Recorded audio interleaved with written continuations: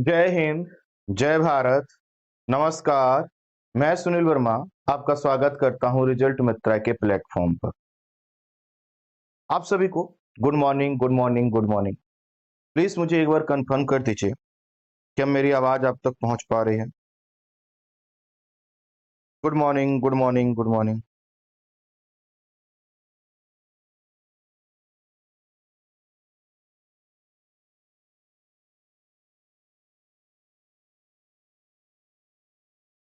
Please मुझे एक बार बता दीजिए।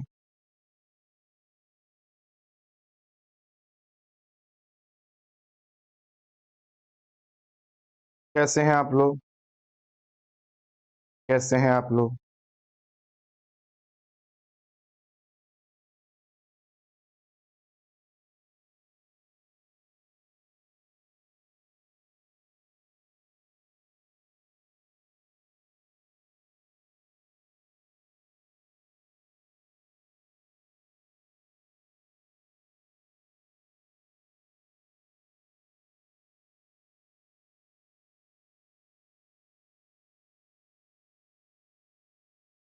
मैं भी ठीक हूँ, मैं भी ठीक हूँ, मैं भी ठीक हूँ। आप सभी को good morning, good morning, good morning. सब लोग बढ़िया?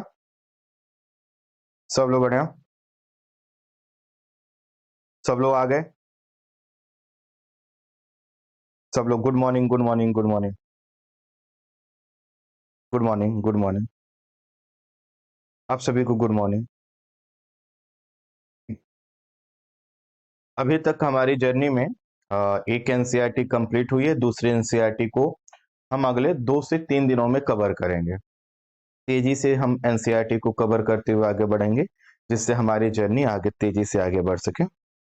और जैसा कि मैंने आप लोगों को बार बार बताया है और उसी चीज को मैं आज से ही फॉलो कर रहा हूँ, वो ये है कि आपका कोई भी प्रश्न हो, कोई भी डाउट हो, तो आपको 9:45 का इंतजार करना होगा। इसका मतलब ये है कि 1.25 घंटे लगभग हम लोग सिर्फ और सिर्फ पढ़ेंगे। आपका कोई भी प्रश्न हो, चाहे पिछली क्लास का हो या आज का क्लास का हो, पेड क्लास की इंफॉर्मेशन का हो, कोई भी हो, उसको मैं अंत में लूंगा, ठीक है? इससे फायदा ये होगा कि जो भी स्टूडेंट कभी भी क्लास को चालू करेंगे लाइव या फिर रिकॉर्डेड फॉर्म में, तो उनको पहले क्लास दिखाई देगी ना कि बातचीत दिखाई देगी, ठीक है? तो सभी लोग एक बार है ना अपना नाम बता दें, अपना अटेंडेंस दे दें। सब लोग प्रेजेंट लिखें, पी लिखें, सब लोग प्रेजेंट लिखें, पता चल जाए कौन कौन आ चुका है। एक बार प्लीज प्लीज प्लीज।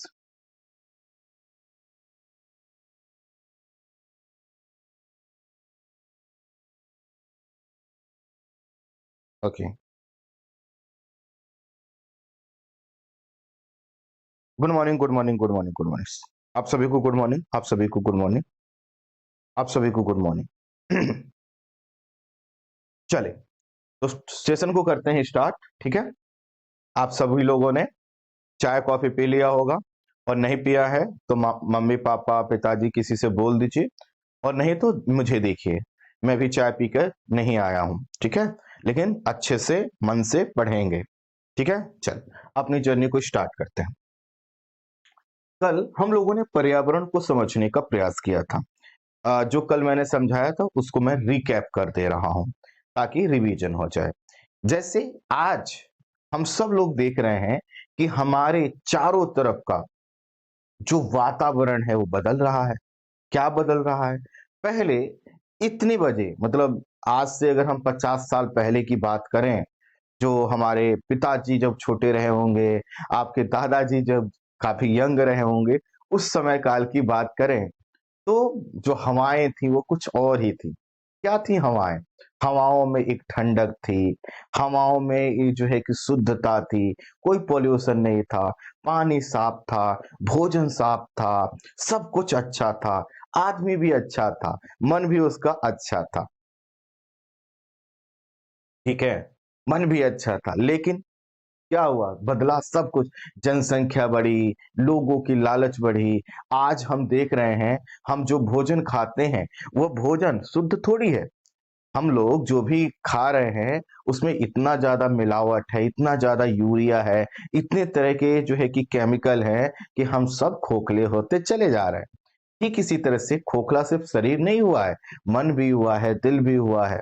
पहले क्या होता था, लोगों का एक दूसरे पर बहुत भरोसा हुआ करता था, लोग एक दूसरे के काम आया करते थे। अब लोगों ने अपने आप को समेटना चालू कर दिया है, सब लोग अपनी सोच रहे हैं। गांव में तो, हालांकि गांव भी अब बच्चे नहीं है।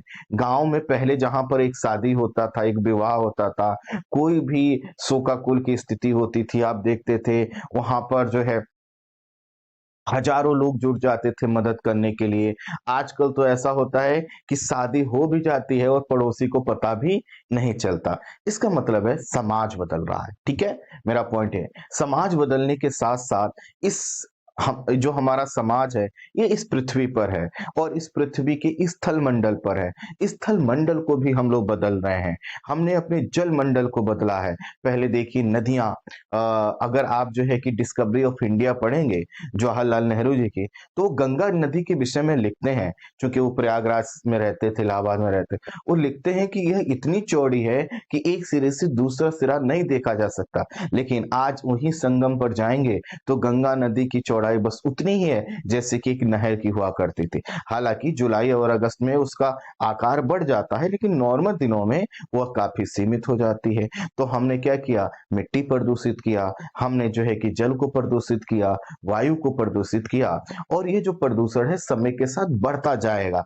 इसके पीछे का कारण है हमारी मांग। कल हम लोगों ने एनसीईआरटी पढ़ते हुए बताया कि जनसंख्या बढ़ रही है, उसकी मांग और उसकी आवश्यकताएं बढ़ रही हैं। मांग और आवश्यकताएं बढ़ने की वजह से, है ना, हम जो है कि अपनी प्रकृति में कई तरह के बदलाव ला रहे हैं, और प्रकृति में जो बदलाव ला रहे हैं, इससे हमारी जो प्रकृति पर निगेटिव इम्पैक्ट पड़ रहा है। और इसी, चूंकि हम लोग इसी प्रकृति में रहते हैं, तो इसी प्रकृति और इसमें जुड़े हुए जितने भी घटक हैं, उनको हम पर्यावरण बोलते हैं। अर्थात आज जहां हम रहते हैं वहां पर जंगल है, झील है, तालाब है, घास के मैदान है, खेत है, खलियान है, ये वहां का पर्यावरण है। इसमें से किसी चीज को हम बदलेंगे तो पर्यावरण बदलेगा। जैसे कि आप देखिए, इसका बहुत ज्वलंत उदाहरण आपको मिलेगा।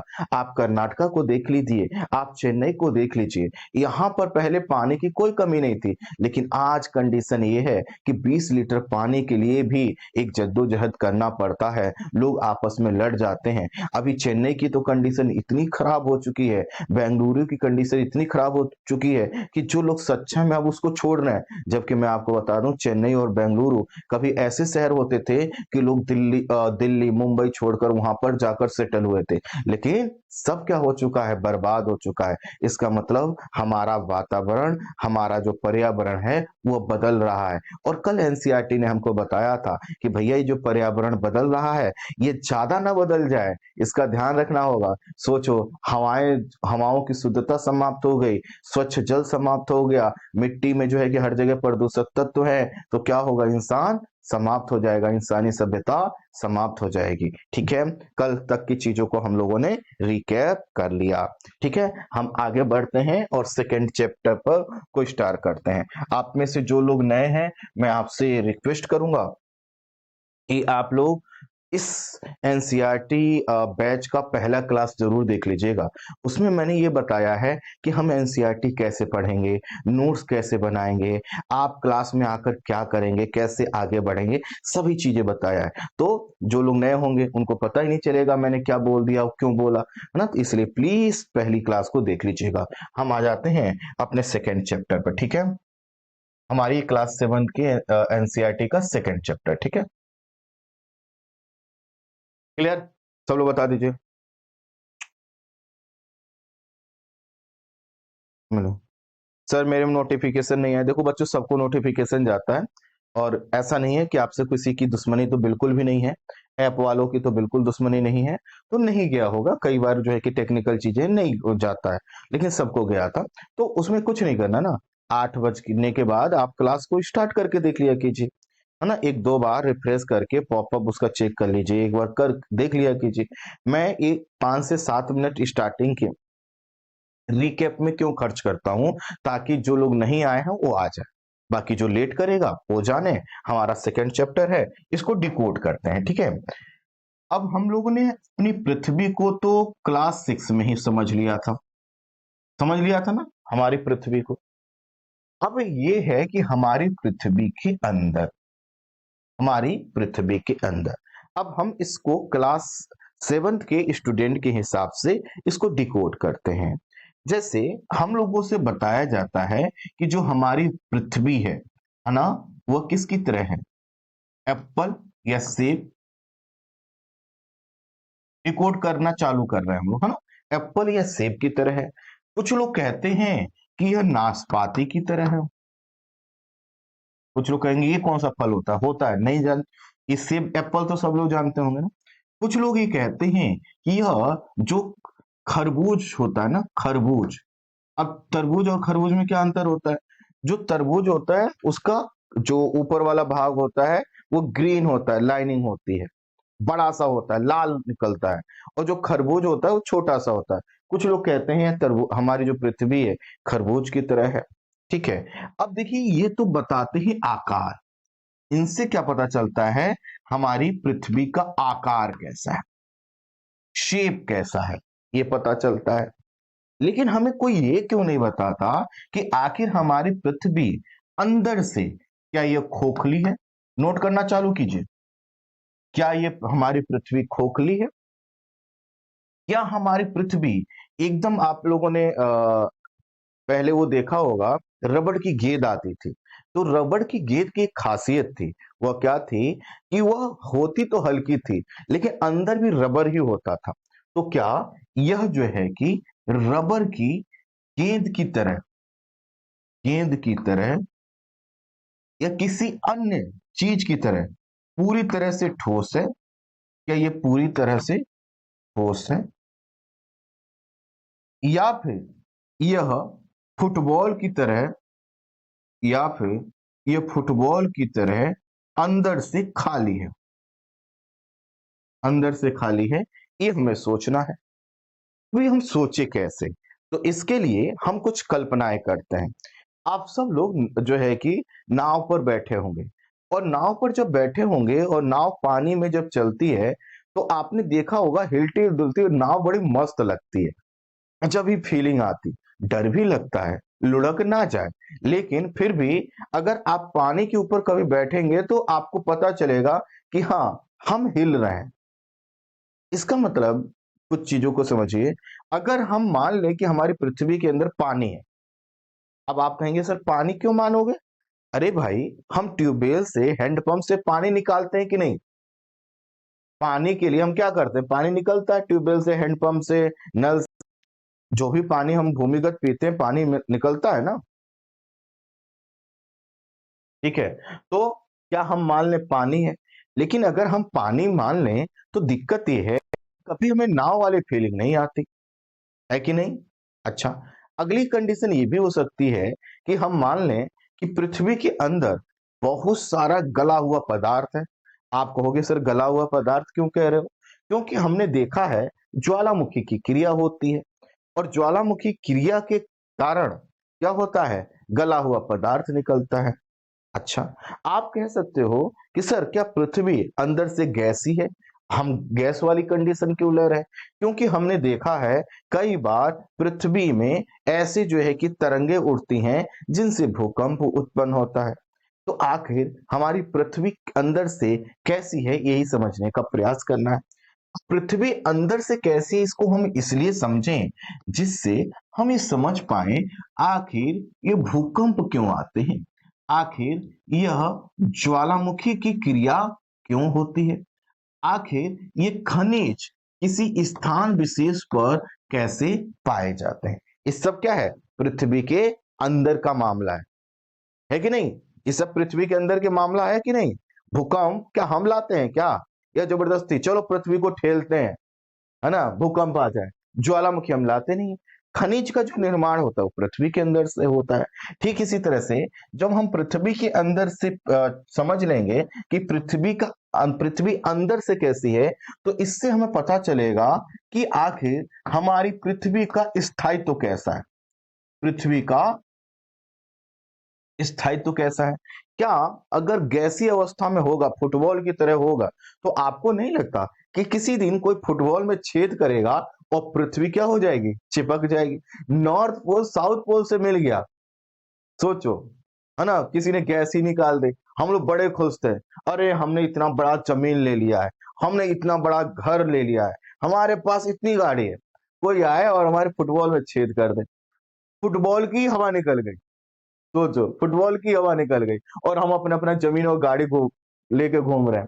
तो पृथ्वी का स्थायित्व तो क्या होगा, हमें पता चलेगा। और पृथ्वी का स्थायित्व इसलिए पता चलेगा क्योंकि पृथ्वी पर होने वाली कोई हलचल, पृथ्वी पर होने वाली हलचल हलचल क्या कर सकती है, मानवीय सभ्यता को समाप्त कर सकती है, मानवीय सभ्यता को समाप्त कर सकते हैं। ठीक है, क्लियर। तो इन आधारों पर अब हम पृथ्वी के अंदर की चीजों को समझने का प्रयास करें। अब देखो, इसमें कुछ चीजों को और जोड़ सकते हो कि ये स्थायित्व इसलिए भी जरूरी है क्योंकि ये तो कन्फर्म है कि पृथ्वी पूरी तरह से तो ठोस नहीं है। अब आप ऐसे क्यों, क्योंकि मुझे ये पता है, मैं एक बच्चे की तरह सोच रहा हूं कि अगर पृथ्वी अंदर से एकदम ठोस होती तो ये गला हुआ पदार्थ कहां से निकलता, नहीं निकल पाता, गला हुआ पदार्थ निकलता है। ठीक इसी तरह से ठोस चीज में, चूंकि हमारी पृथ्वी क्या दूसरे ग्रह से टकराती है क्या, क्या हमारी पृथ्वी किसी दूसरे ग्रह से टकराती है, नहीं। और नहीं टकराती है तो हमारी पृथ्वी में हलचल होती क्यों, भूकंप क्यों होता है। आखिर देखो, अगर हमारी पृथ्वी पूरी लोहे की गेंद की तरह वो ठोस हो और वो किसी से टकराए ना, तो पृथ्वी पर हलचल किस बात की होगी, ऐसा तो नहीं होगा ना। जैसे जैसे कि कुछ लोग कहते हैं भूकंप इस वजह से आता है क्योंकि किसी खास दिन विशेष में लोग एक स्थान पर एकत्रित हो जाते हैं। जैसे कहा जाता है कि यह जब जापान के अधिकांश लोग, समझना, जापान के अधिकांश लोग घूमने फिरने चले जाते हैं यूएस से, है ना, यूरोप, या वहां से हट जाते हैं, है ना, और आ जाते हैं वो पश्चिम की ओर, तो क्या होता है, जापान में भूकंप आ जाता है क्योंकि जापान के ऊपर भार कम पड़ता है। तो ये तो बहुत ही लॉजिकल है। उनका क्या कहना होता है, ऐसे जो लोग होते हैं, आपको ऐसे विचार देने वाले लोग बहुत मिल जाएंगे। उनका ये कहना होता है कि देखो भैया, यहाँ पर है जापान, और जापान में के लोग जब इधर आ गए तो यहाँ पर भार कम पड़ा और इसी की वजह से यहाँ आ जाता भूकंप, डिसबैलेंस हो जाता है ना। तो ऐसा कुछ नहीं है, फालतू की चीजें हैं। आइए हम देखते हैं पृथ्वी अंदर से कैसी है। यहाँ तक बात क्लियर हो गई क्या, हम थोड़ा सा चैप्टर को डिकोड कर पा रहे हैं क्या, हमारी कुछ जिज्ञासा बढ़ गई चैप्टर को लेकर कि हमें किस एंगल से सोचना है।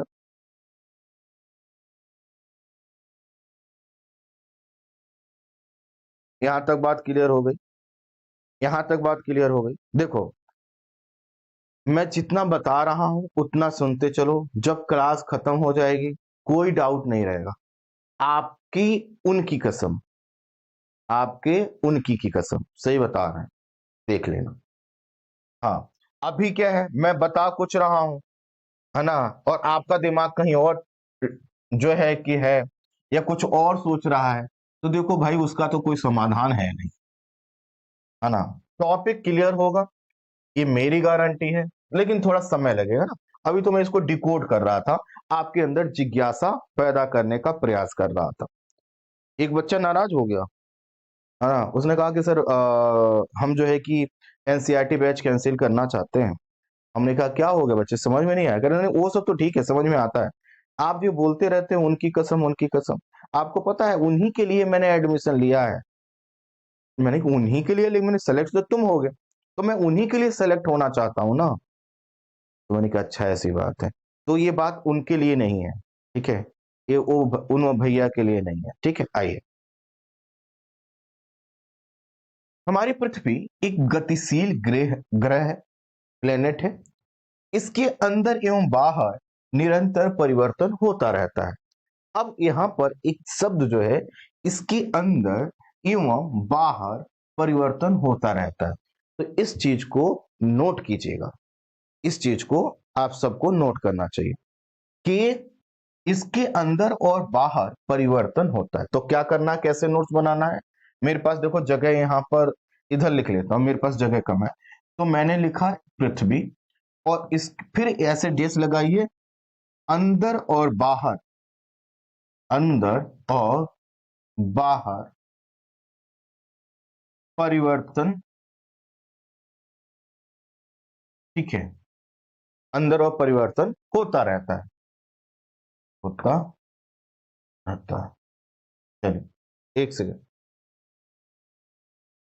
ना, क्या आपने कभी सोचा है, अब देखो यहां पर एक चीज तो समझ में आया, बाहर वाला जो परिवर्तन होता रहता है, ये बात तो आप समझ जाओगे कि भैया देखो पहले क्या था, कहीं पर पर्वत हुआ करता था, हम लोगों ने क्या किया, खनिज निकालने के चक्कर में उसको काट दिया, है ना। कहीं पर जो है कि पहले ऊंचा भाग था, नदी के कटाव के माध्यम से काट दिया गया। कहीं पर जो है कि पठारी भूमि थी, हमने मिनरल्स निकालने के लिए उसमें गड्ढे कर दिए। ये तो समझ में आता है। यहाँ पर पृथ्वी के अंदर परिवर्तन होता रहता है, इसको मैं आगे जोड़ूंगा, इसको मैं आगे जोड़ूंगा। तो अभी जो अंदर, आपको मैंने पेज याद है कैसे बनाया था, कॉपी नोट्स बनाने का तरीका याद है कि भूल चुके हैं। हमने कहा था कि आपको क्या करना है, ऐसे पेज लेना है और आपको यहां पर ऐसे नोट्स बनाना है। अब ये अंदर वाली बात आगे डिकोड होगी, तो आकर जब डिकोड हो जाएगा वो, तो यहां पर लाके लिख देना, यहां पर लाके लिख देना। क्लियर, क्लियर, चलिए ठीक है। तो अभी इस शब्द को, जो अंदर वाला शब्द है, इसको थोड़ी देर के लिए हम भूल जाते हैं। चले, तो हमने क्या कहा, क्या आपने पृथ्वी जो है इसके अंदर और बाहर परिवर्तन होता रहता है, क्या आपने सोचा है कि पृथ्वी के आंतरिक भाग में क्या है, क्या आपने सोचा है, अभी हम लोगों ने सोच लिया। देखो यही होता है जब हम किसी चीज को ना उसी तरह से पढ़ते हैं जिस तरह से पढ़ने की उम्मीद किताब कर रही है, तो चीजें क्लियर हो जाती हैं। हम लोगों ने अभी इसी पर विचार कर लिया, पृथ्वी किन पदार्थों से बनी है, अभी चलिए विचार करते हैं। पृथ्वी कहां थी, पृथ्वी एक प्याज की तरह, जो है एक प्याज की तरह पृथ्वी भी एक के ऊपर एक कई परतों से बनी है। तो अब यहाँ पर क्या लिख देना है, यहाँ पर ये लिख देना है, पृथ्वी ऐसे लिखिए, है ना, और प्याज की परत की तरह, तरह, ठीक है, प्याज की परत की तरह होती है। अच्छा, प्याज की परत के एग्जाम्पल क्या मैंने अभी एक दो दिन पहले दिया था, क्या क्या मैंने प्याज की परत का एग्जाम्पल एक दो दिन पहले दिया था, और मैंने उसमें क्या कहा था कि प्याज की परत जब हम लेते हैं, जैसे आज छिलका आप हटाइएगा, छिलका हटाने के बाद पहला लेयर लीजिएगा, वो कुछ अलग होगा, उसका ठोस, उसका कलर कुछ अलग होगा, और जैसे जैसे लेयर को आप हटाते चलेंगे, अंदर का जो भाग है वह एक वाइट कलर का निकलेगा, और उसकी सॉफ्टनेस सबसे ज्यादा होगी, राइट, उसकी सॉफ्टनेस सबसे ज्यादा होगी। अभी अब देखते हैं, यहां पर इन्होंने तो ये बोल दिया कि एक प्याज की तरह पृथ्वी एक के ऊपर एक संकेंद्री परतों से बनी है, लेकिन ध्यान देना, मैंने प्याज को इसीलिए समझाया, जैसे प्याज कि ऊपर से नीचे की ओर जाते हैं तो सॉफ्टनेस आती है, पृथ्वी के संदर्भ में ऐसा हो जरूरी नहीं है।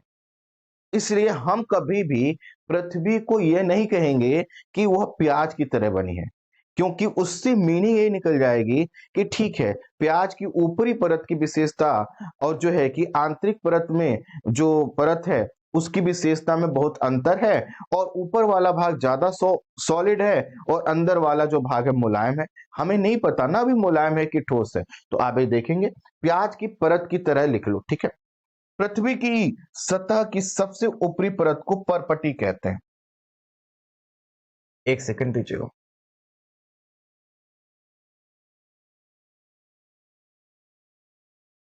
नोट्स बनाते चलिएगा भाई बहनों, ठीक है, नोट्स बनाते चलेगा, इसीलिए इसीलिए मैं आपको लिख लिख के भी बता रहा हूं कि क्या लिखना है।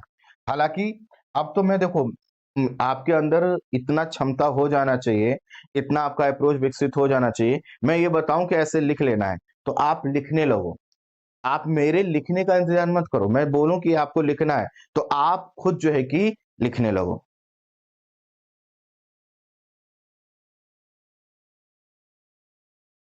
सर जो बाजू की एक लाइन खींचे हैं उसमें क्या लिखें, पहली क्लास देख लीजिएगा भैया, सब बता रखा है। आजू बाजू सबको निपटा देंगे। उसमें देखिएगा, उसमें जरूर हमने लिखा है, ठीक है, बताया है। बताया है कि नहीं भैया? सब लोग बताइए, उसको जरूर देख लीजिए। अब चुपचाप यहाँ पर आइए, अभी जो आजू बाजू छोड़िए, अभी सामने वाले पर फोकस कीजिए, ठीक है। तो हमने कहा कि प्याज की परत की तरह बनी हुई है। फिर उसके बाद सबसे पृथ्वी की सतह की सबसे ऊपरी परत को परपटी बोलते हैं। अब आप क्या करना, इस तरह से टेक्स्ट मत लिखना, आपको क्रिएटिव अप्रोच अपनाना है। हमेशा कोशिश ये कीजिएगा, आपकी जो लेखन शैली है वो दिन प्रतिदिन निखरे। समझ रहे हैं? ये नहीं कि बस एक ही ढर्रे पर लिखे जा रहे हैं। हाँ गुरु जी, हाँ, लिख दे, हाँ गुरु जी लिख दिए। ऐसा नहीं करना है। Be energetic, be creative, be positive, be optimistic, be officer, ठीक है। आइए, तो यहां पर क्या करना है, ऐसे हम लीजिए एक पृथ्वी बना लीजिए, ऐसे पृथ्वी बनाइए, और पृथ्वी का ये जो सबसे ऊपरी भाग है, ठीक है, ऐसे कर लीजिए, ऐसे। इसको थोड़ा सा, इसकी चौड़ाई को बढ़ा लीजिए, है ना। जो सिंगल लेयर था उस पर एक बार और चला दीजिए, और यहां पर लिखिए ये मेरा घर, ठीक, ये आपका घर है। ये आपके घर के बगल में पर्वत है, ये आपके घर के बगल में यहीं पर एक बना दो ऐसे तालाब है। और अब क्या करो, ऐसे करके इसको लिख दो, ये है हमारी क्रस्ट, ये लिख दो इसको, ये है परपटी। इंग्लिश में लिखिए इसके लिए क्रस्ट शब्द, इसके लिए क्रस्ट शब्द लिखेंगे, ठीक है, लिख दीजिए, ठीक है। ये सबसे पतली परत होती है, बिल्कुल देख लेते हैं, अभी हमने पतली ही परत बनाया है। यह महाद्वीपीय सहती में 35 किलोमीटर एवं समुद्री सतह में केवल 5 किलोमीटर तक होती है। अब देखिए यहाँ पर पॉइंट क्या है, यहाँ पर हमने एक पर्वत बनाया।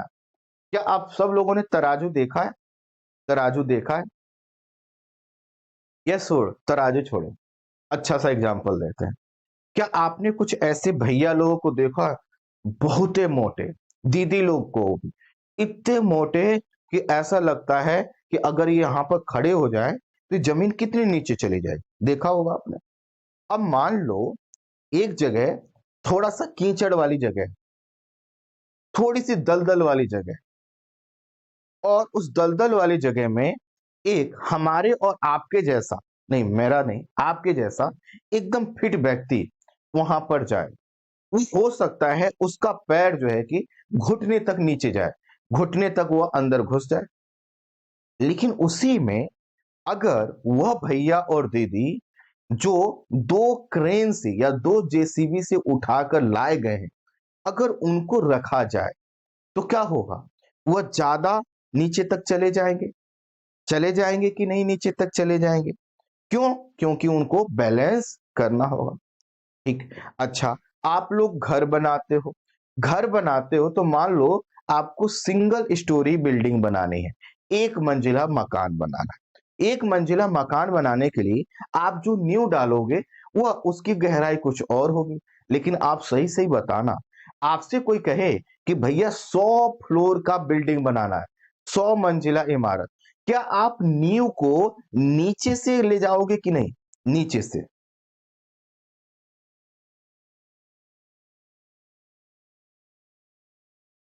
ठीक है, एक लोग लिख रहे हैं फॉर एग्जाम्पल अनंत अंबानी। अरे भैया वो बहुत बड़ा आदमी है, उसका नाम ऐसे मत लिया करो, वो फूंकेगा ना, अगर वो फूंक देगा तो ये जो क्लास व्लास चल रही सब बंद हो जाएगा। वो वो कुच्चू है, वो पैसे वाला है, समझ रहे हो? वो अलग ग्रह का प्राणी है भाई, है ना। आदमी ऐसा होना चाहिए, प्रधानमंत्री भी आकर हाँ हाथ मिलाए खड़े हो।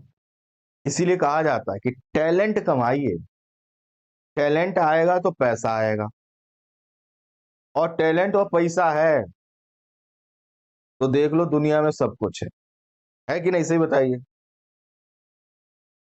और कुछ लोगों के पास केवल आ जाता है पैसा, फिर क्या होता है, कुछ दिन एकदम सोशल मीडिया पे छाए रहते हैं, फिर जेल चले जाते हैं। ठीक है, आदत से बाजी नहीं आती। तो हमने क्या देखा, आप समझिए, फिर से लौटिए बिल्डिंग वाले। सर जी आपका वेट कितना है? रे भगवान, होगा 4 क्विंटल। चुपचाप चुप पढ़ाई कर लो, ठीक है। बिल्डिंग का एग्जाम्पल लो, अब मोटे और पतले का एग्जाम्पल छोड़ो। तो सिंगल स्टोरी बिल्डिंग बनानी थी।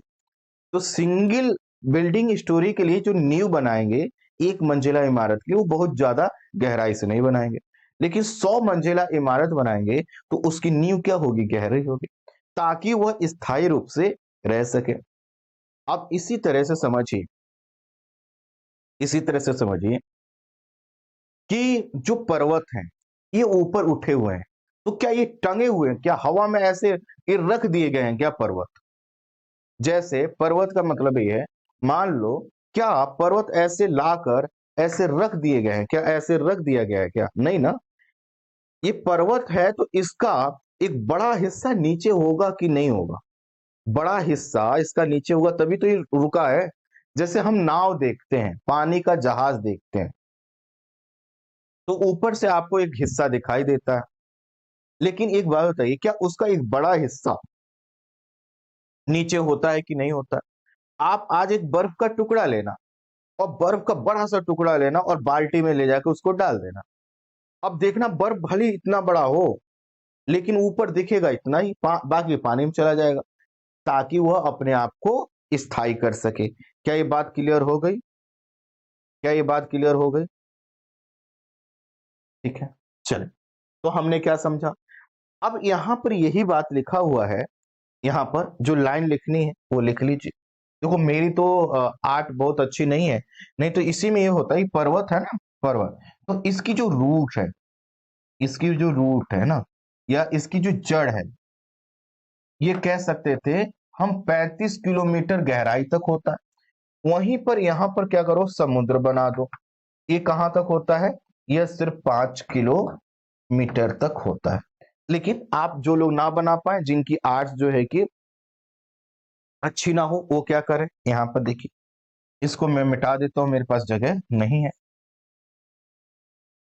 ठीक है, यहाँ पर आइए, तो यहाँ पर लिखिए क्रस्ट, क्रस्ट, और फिर लिखिए यहाँ पर मोटाई, क्रस्ट और मोटाई। महाद्वीपीय भाग में, महाद्वीपीय भाग में कितना? 35 किलोमीटर। और महासागरीय भाग में, महासागरीय भाग में 5 किलोमीटर। क्लियर? क्लियर? अब यहां पर एक चीज ध्यान देना है। अब ध्यान दीजिए कि महाद्वीप हमने लिखा 35 किलोमीटर का, और महासागर लिखा 5 किलोमीटर मोटा का। लेकिन यहां पर एक और एग्जांपल लिखिए, ये हल्के तत्वों से बना है, हल्के तत्वों से बना। जैसे एक बात बताइए, मैं प्लास्टिक का एक बंडल लूं, इतना ऊंचा सा, फर्श से लेकर इतना ऊंचा था, प्लास्टिक का इतना बंडल लूं, और उसका वेट हुआ 10 केजी। ठीक, क्या मैं 10 केजी का एक लोहे का, है ना, जो बाट होता है जिससे तौला जाता है, मैं वो ले लूं, वो क्या होगा? इतना छोटा सा होगा, इतना छोटा सा होगा। तो आप लिखिए, ये जो महाद्वीप है हल्के तत्वों से निर्मित, हल्के तत्वों से निर्मित। इसका मतलब ये है कि जो महाद्वीप ऊपर उठे हैं, ऐसा नहीं कि भारी तत्व से बने हैं, वो हल्के तत्वों से बने हैं। और ये जो महासागरीय भाग है, ये क्या है? भारी पदार्थ से बना है, भारी पदार्थ से। इसी के कारण, इसी के कारण पृथ्वी जो है कि संतुलन की अवस्था में है। संतुलन की अवस्था क्यों बनी हुई है? क्योंकि एक तरफ ऊंचा उठा हुआ भाग हल्का है, वहीं दूसरी तरफ महासागर जो कि गहरा है और उसकी मोटाई कम है, लेकिन भार लगभग इक्वल डालता है। क्या हम लोगों ने बचपन में वो झूला झूला था, जिसमें एक तरफ कोई और बैठता था, एक तरफ हम बैठते थे? और कई बार क्या होता था कि हमारे अपोजिट जो बैठने वाला व्यक्ति था, वह व्यक्ति इंसान ना होकर, है ना, एक प्यारे से जीव का बच्चा की टाइप का लगता था, और वो जैसे ही बैठता था हम उछलकर ऊपर चले जाते थे, तो क्या होता था, बैलेंस गड़बड़ हो जाता था। इसलिए झूले की कंडीशन बनी रहे, उसके लिए जरूरी था कि दोनों लोग लगभग एक जैसे वेट के हों।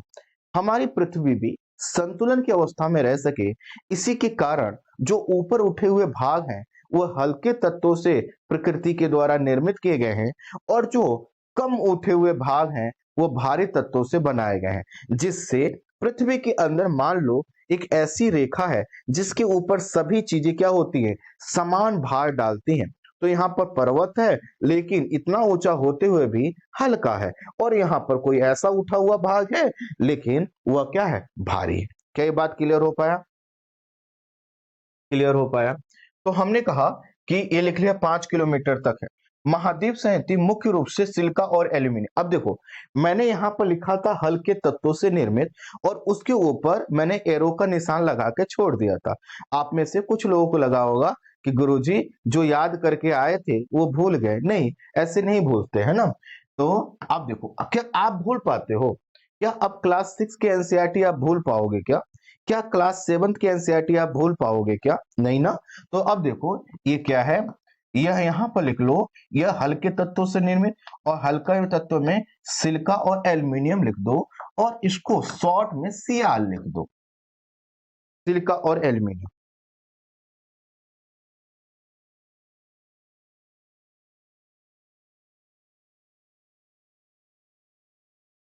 बात क्लियर? अच्छा, नबी जी लिख रहे हैं, सर हम पढ़ा सकते हैं अब। गुड, यही मुझे सुनना था। Very good. ऐसा कितने लोगों के अंदर कॉन्फिडेंस है कि सर अब तो हम किसी को पढ़ा लेंगे? कितने लोगों को कॉन्फिडेंस है? कितने लोगों को ऐसा कॉन्फिडेंस है?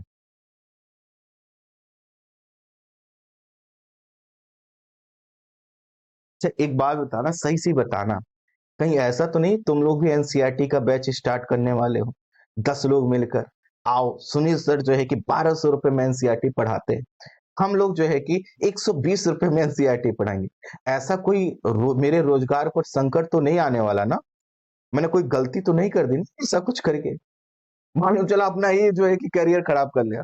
लेकिन नहीं, आप ऐसा करोगे, 120 रुपए में पढ़ाओगे या 1 लाख रुपए में पढ़ाओगे, मुझे खुशी होगी। मुझे भले ही आप मुझे क्रेडिट दो या ना दो, लेकिन मुझे आप तो कम से कम, जैसे मैं आज जो हूँ अपने गुरुजनों के बदौलत हूँ, है ना। वो तो जहां भी मिलते हैं, मुझे नहीं पता आप गुरु और शिष्य की परंपरा को कैसे, मैं तो सही बता रहा हूँ, घुटनों पर बैठ के और माथे से चरण स्पर्श करता हूँ। मैं उनका अपने माथे से उनका चरण स्पर्श करता हूँ। मैं मुझे खुशी होती है उन्हें देखकर, उनकी चर्चा करके, है ना। तो बस आप अच्छे से पढ़ो, ये मेरे लिए अच्छी बात है, आपने ये जो बात बोला। चलिए आइए आगे बढ़ते हैं। तो हमने कहा कि महाद्वीप संहति मुख्य रूप से सिलिका और एल्यूमिनियम जैसे तत्वों से बनी है, इसलिए इसे सियाल कहा जाता है। तो यहाँ पे क्रस्ट को क्या लिख देंगे? क्रस्ट के संदर्भ में हम लिख देंगे सियाल, लिख देंगे। क्लियर? ब्रैकेट में सिलिका और एल्यूमिनियम लिख सकते हैं। अच्छा, अब प्रश्न आएगा सिलिका क्या है? एल्यूमिनियम तो हम जानते हैं, हमारे घर में एल्यूमिनियम के बर्तन होंगे। सिलिका क्या है? क्या हम लोगों ने कभी रेत देखा है? रेत, रेत देखा है? रेत देखते हैं तो उसमें व्हाइट कलर के चमकीले कण होते हैं, हल्के कण होते हैं, वो बालू के, वो उड़ते रहते हैं। वो सिलिका का ही टूटा हुआ भाग है। तो हमारी जो पृथ्वी, आपको विचार आना चाहिए ना कि आखिर नदियों में इतना ये चमकते हुए पदार्थ आते क्या है? ये सिलिका है। क्या है? सिलिका का टूटा हुआ कण। हाँ, बालू, रेत का। देखो, पूरा बालू नहीं, ध्यान देना, पूरा बालू है, पूरा रेत सिलिका नहीं है। इसमें जो चमकीला कण है, बहुत हल्का सा, जो आप जैसे कभी आप जाओगे नदी किनारे, तो आपको दूर से बालू चमकता हुआ व्हाइट कलर का आएगा जो रिफ्लेक्ट करता है लाइट, वो है सिलिका। ठीक है, तो इसको सियाल कहा जाता है। महासागर की परपटी मुख्य रूप से सिलिका और मैग्नीशियम। अब यहां पर क्या लिखेंगे? सियाल की जगह यहां पर लिख दीजिए सीमा, और ब्रैकेट में लिख दीजिए सिलिका प्लस मैग्नीशियम। जैसे आपने यहां पर सिलिका एल्यूमिनियम लिखा, यहां पर लिख दीजिए सिलिका प्लस मैग्नीशियम, मैग्नीशियम। जल्दी लिखिए।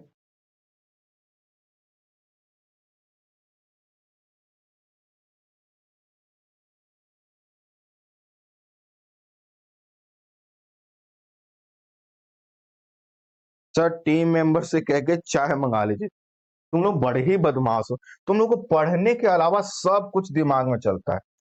हाँ हाँ, कह दो गुरुजी वो नहीं सोचेंगे जो हमें टॉपिक में एनसीईआरटी में लिखा है, वो आप सोचो, बाकी हम सोच लेते हैं। बहुत बदमाश हो तुम लोग। चलो, तुमको क्या लगता है इस समय 4 टीम मेंबर थोड़ी रहते हैं, एक ही टीम मेंबर रहते हैं, है ना? और वो रखे गए हैं कि क्लास व्लास चलाएं। हम उनसे कहते हैं कि भैया चाय दे दोगे यार, कल से पता क्या होगा, कह देंगे क्लास ही लाइव नहीं हो रही। कह रहे हमने कहा क्या कोई दिक्कत है, कोई टेक्निकल एरर है। अब हम कुछ जानते नहीं, तो हम और कल आप बैठ के इंतजार कर रहे होंगे कि टेक्निकल कारण है, और मालूम चला कुछ नहीं था, उनका मूड खराब था। तो ऐसा नहीं करने का, अपने चाय के चक्कर में मैं आपकी क्लास बर्बाद नहीं कर सकता। चलो, तो हमने क्या कहा, ये मैग्नीशियम से बना है। पर्पटी के ठीक नीचे मेंटल होता है जो 2900 किलोमीटर की गहराई तक फैला है। फिर से एक इमेज बनाइए उसी तरह पृथ्वी का। ये मान लेते हैं हमारी पृथ्वी है, ठीक है, और इस पृथ्वी के ऊपर का ये जो भाग है ये है क्रस्ट। अब इस क्रस्ट से नीचे की ओर एक परत मिलेगी, मान लो ये है आपका मेंटल। ये क्या है, मेंटल, ठीक है। तो पृथ्वी के ठीक नीचे एक जो है कि भाग है जिसको मेंटल होता है, और कहां तक है, 2900 किलोमीटर की गहराई तक। अभी मैं एक इमेज बनवा दूंगा, सभी चीजें क्लियर हो जाएंगी, है ना? इसकी सबसे आंतरिक परत क्रोड है, अर्थात पृथ्वी की सबसे आंतरिक जो भाग है, ये यहां पर लिख दो, ये है क्रोड। क्या लिखना है, क्रोड। ये है आपका क्रोड, ठीक है। अब देखिए,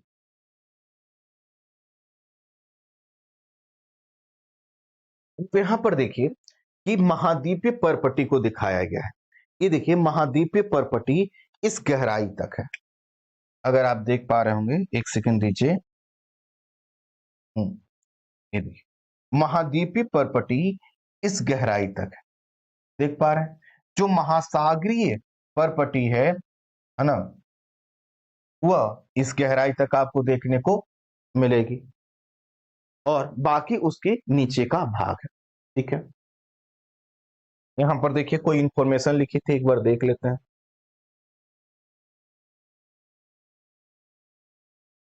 यहां पर एक इंफॉर्मेशन है, पृथ्वी के केंद्र के तक पहुंचने के लिए आपको समुद्र की सतह पर 6000 किलोमीटर गहराई तक जाना हो। अब यहां पर आता है क्रिएटिविटी का मौका।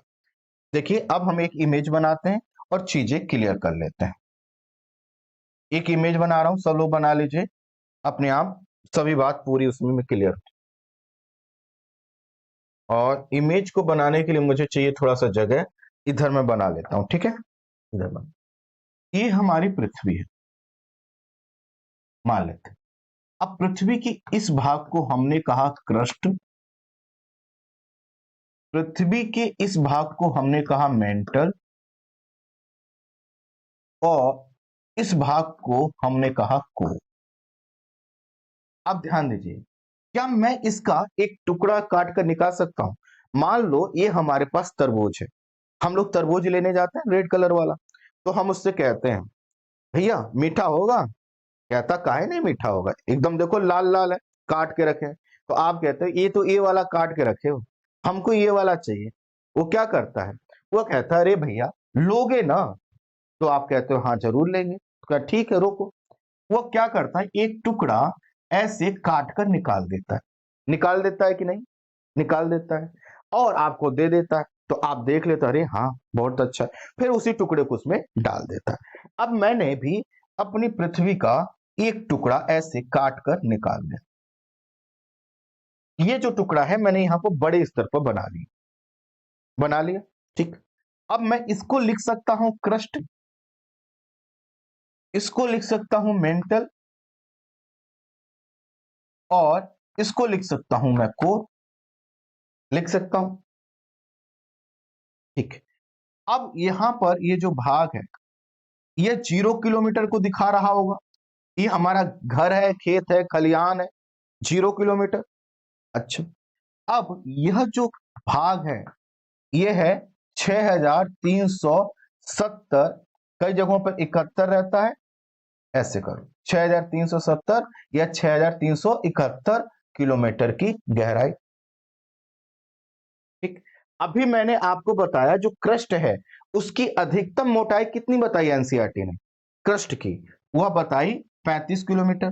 तो मैं इसको यहां पर ऐसे लिखकर मैं 35 किलोमीटर लिख सकता हूं और इसको क्रस्ट से जोड़ दीजिए, क्रस्ट से जोड़ दीजिए। ठीक, अभी मेंटल की एनसीईआरटी ने गहराई बताई 2900 किलोमीटर, तो आप ऐसे लिखकर और इसकी गहराई 2900 किलोमीटर लिख दीजिए, 2900 किलोमीटर।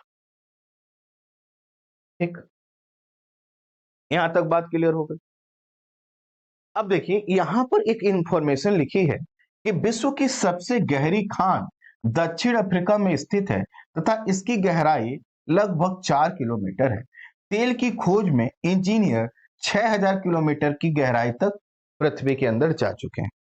अब एक बात बताइए, चाहे हम 4 किलोमीटर की गहराई मान लें या 6 किलोमीटर की गहराई मान लें, क्या वह इस गहराई के कंपेयर में कहीं ठहरता है क्या?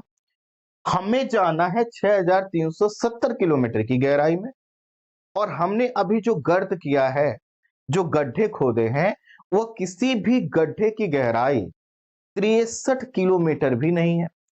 63 का आधा होता है लगभग 32, 32 भी नहीं है। 32 का आधा होता है लगभग 17, तो 17 किलोमीटर की गहराई तक हम लोग जो है कि एक गड्ढा खोद पाए। कहां खोद पाए हैं वो आगे हम बताएंगे। क्या है, यहां तक क्लियर हो गया बात?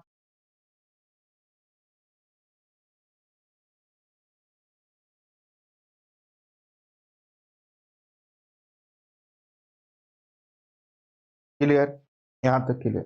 चलिए आगे बढ़े। आप यहां तक इस इंफॉर्मेशन एकदम क्लियर हो गया। नोट्स अच्छा बन रहा है कि नहीं बताओ? देखो, दूसरों को आप तभी पढ़ा पाओगे जब आपके पास बेहतर नोट्स हो और आपके दिमाग में अच्छा कॉन्सेप्ट हो। और मैं एक ही चीज चाहता हूं, एक ही चीज चाहता हूं कि मैं आपको यह बता दूं कि देखो, ये है हमारे एनसीईआरटी बैच की ताकत। अगर आप इस एनसीईआरटी बैच को कर ले रहे हो तो आपके पास एक कैरियर विकल्प कितना अच्छा बन गया, बन गया कि नहीं? आप देखना, जो आप समझ पा रहे हो, लोगों ने एनसीईआरटी पढ़ाया है, कैसे पढ़ाया है, आप उनसे बेहतर कुछ ही दिनों में प्रैक्टिस करके पढ़ा सकते हो। अभी आपके दिमाग में कॉन्सेप्ट आ गया, सबसे बड़ी चीज है। टीचर बनने के लिए मेन चीज होता है कंटेंट, वो आपके दिमाग में आ चुका है। अब होगा दूसरा प्रेजेंटेशन और प्रैक्टिस। तो कुछ दिन प्रेजेंटेशन और प्रैक्टिस करके आप भी तो टीचर बन सकते हो। और यही बात हम अपने पेड कोर्स, जो मेन कोर्स आया है, उसमें जो भाई बहन सक्षम हैं वो कोर्स ले लें, फिर यूट्यूब पर और कहीं पर जाकर देखें, किसी पेड क्लास वाले बच्चे से कंपेयर करें। आप लोग कंपेयर कर रहे हो कि नहीं मुझे नहीं पता, लेकिन मैं तो आपसे कहूंगा कंपेयर कीजिए।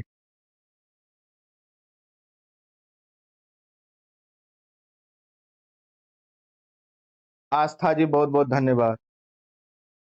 सर टीचर नहीं आईएएस बनना है रे पगले, ये लॉजिकल नहीं होने का। एक बात बताओ, आईएएस बनने के लिए क्या चाहिए? कॉन्सेप्ट की क्लियरिटी। तो मैं आपको ये थोड़े बता रहा हूं ऐसे पढ़ाना है, ऐसे बोलना है, मैं कॉन्सेप्ट ही तो क्लियर कर रहा हूं। कॉन्सेप्ट क्लियर नहीं होगा तो आप आईएएस कैसे बनोगे बताओ? मैं तो बस आपको ये बता रहा हूं, ये कॉन्फिडेंस दे रहा हूं, ये सोचने समझने की क्षमता दे रहा हूं कि जो पढ़ रहे हो एकदम पानी की तरह क्लियर। मेरा पॉइंट बस ये है, मैं ये कहना चाहता हूं।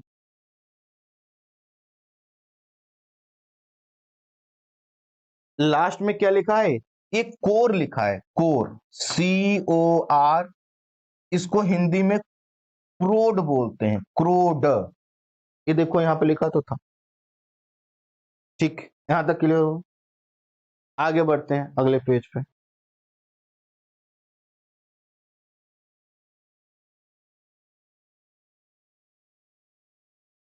अच्छा, अब जो क्रोड लिखे हो ना, क्रोड, यहां पर एक काम और करो, इसी इमेज में एक काम और करो, क्रस्ट को लिख दो आप सियाल। कृष्ण को लिख दो आप Sial, SIAL। मेंटल को लिख दो शीमा, SIMA। क्रोड के आगे लिख दो नीफे।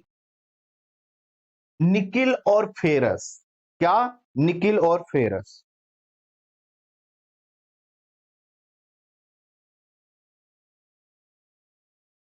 ठीक है, लिख दीजिए यहां पर। तो कृष्ण के सामने हमने क्या लिखा? सियाल। मेंटल के सामने शिमा, और क्रोड के सामने निफे।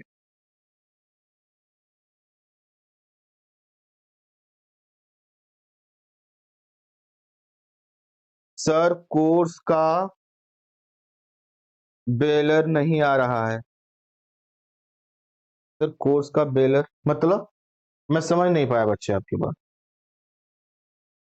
आप मैसेज को रीटाइप कीजिए।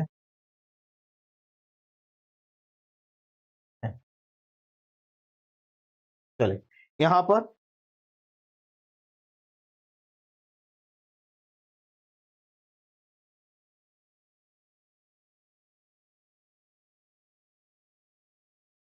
हाँ ठीक, यहां पर आइए, एक लाइन और देखिए। यहां पर लिखा है केंद्रीय क्रोड का तापमान एवं दाब काफी उच्च होता है। एक लोग पूछ रहे हैं सर 6370 किलोमीटर कैसे पता चला? नहीं बच्चे, ऐसे प्रश्न नहीं पूछते हैं। फिर तो हम ये भी पूछेंगे ना कि सर सीमा है ये कैसे पता चला, नीफे ये कैसे पता चला? समझ रहे हो? इसका मतलब है कि एनसीईआरटी अभी हमें नहीं बता रही, अभी धीरे धीरे पृथ्वी के अंदर ले जा रहे। आप सोचिए क्लास 7 के बच्चे को डायरेक्ट अगर पृथ्वी के अंदर फेंक दिया जाए तो क्या होगा? उसकी आत्मा प्रभु के पास चली जाएगी, फिर वह रिप रिप करेगा।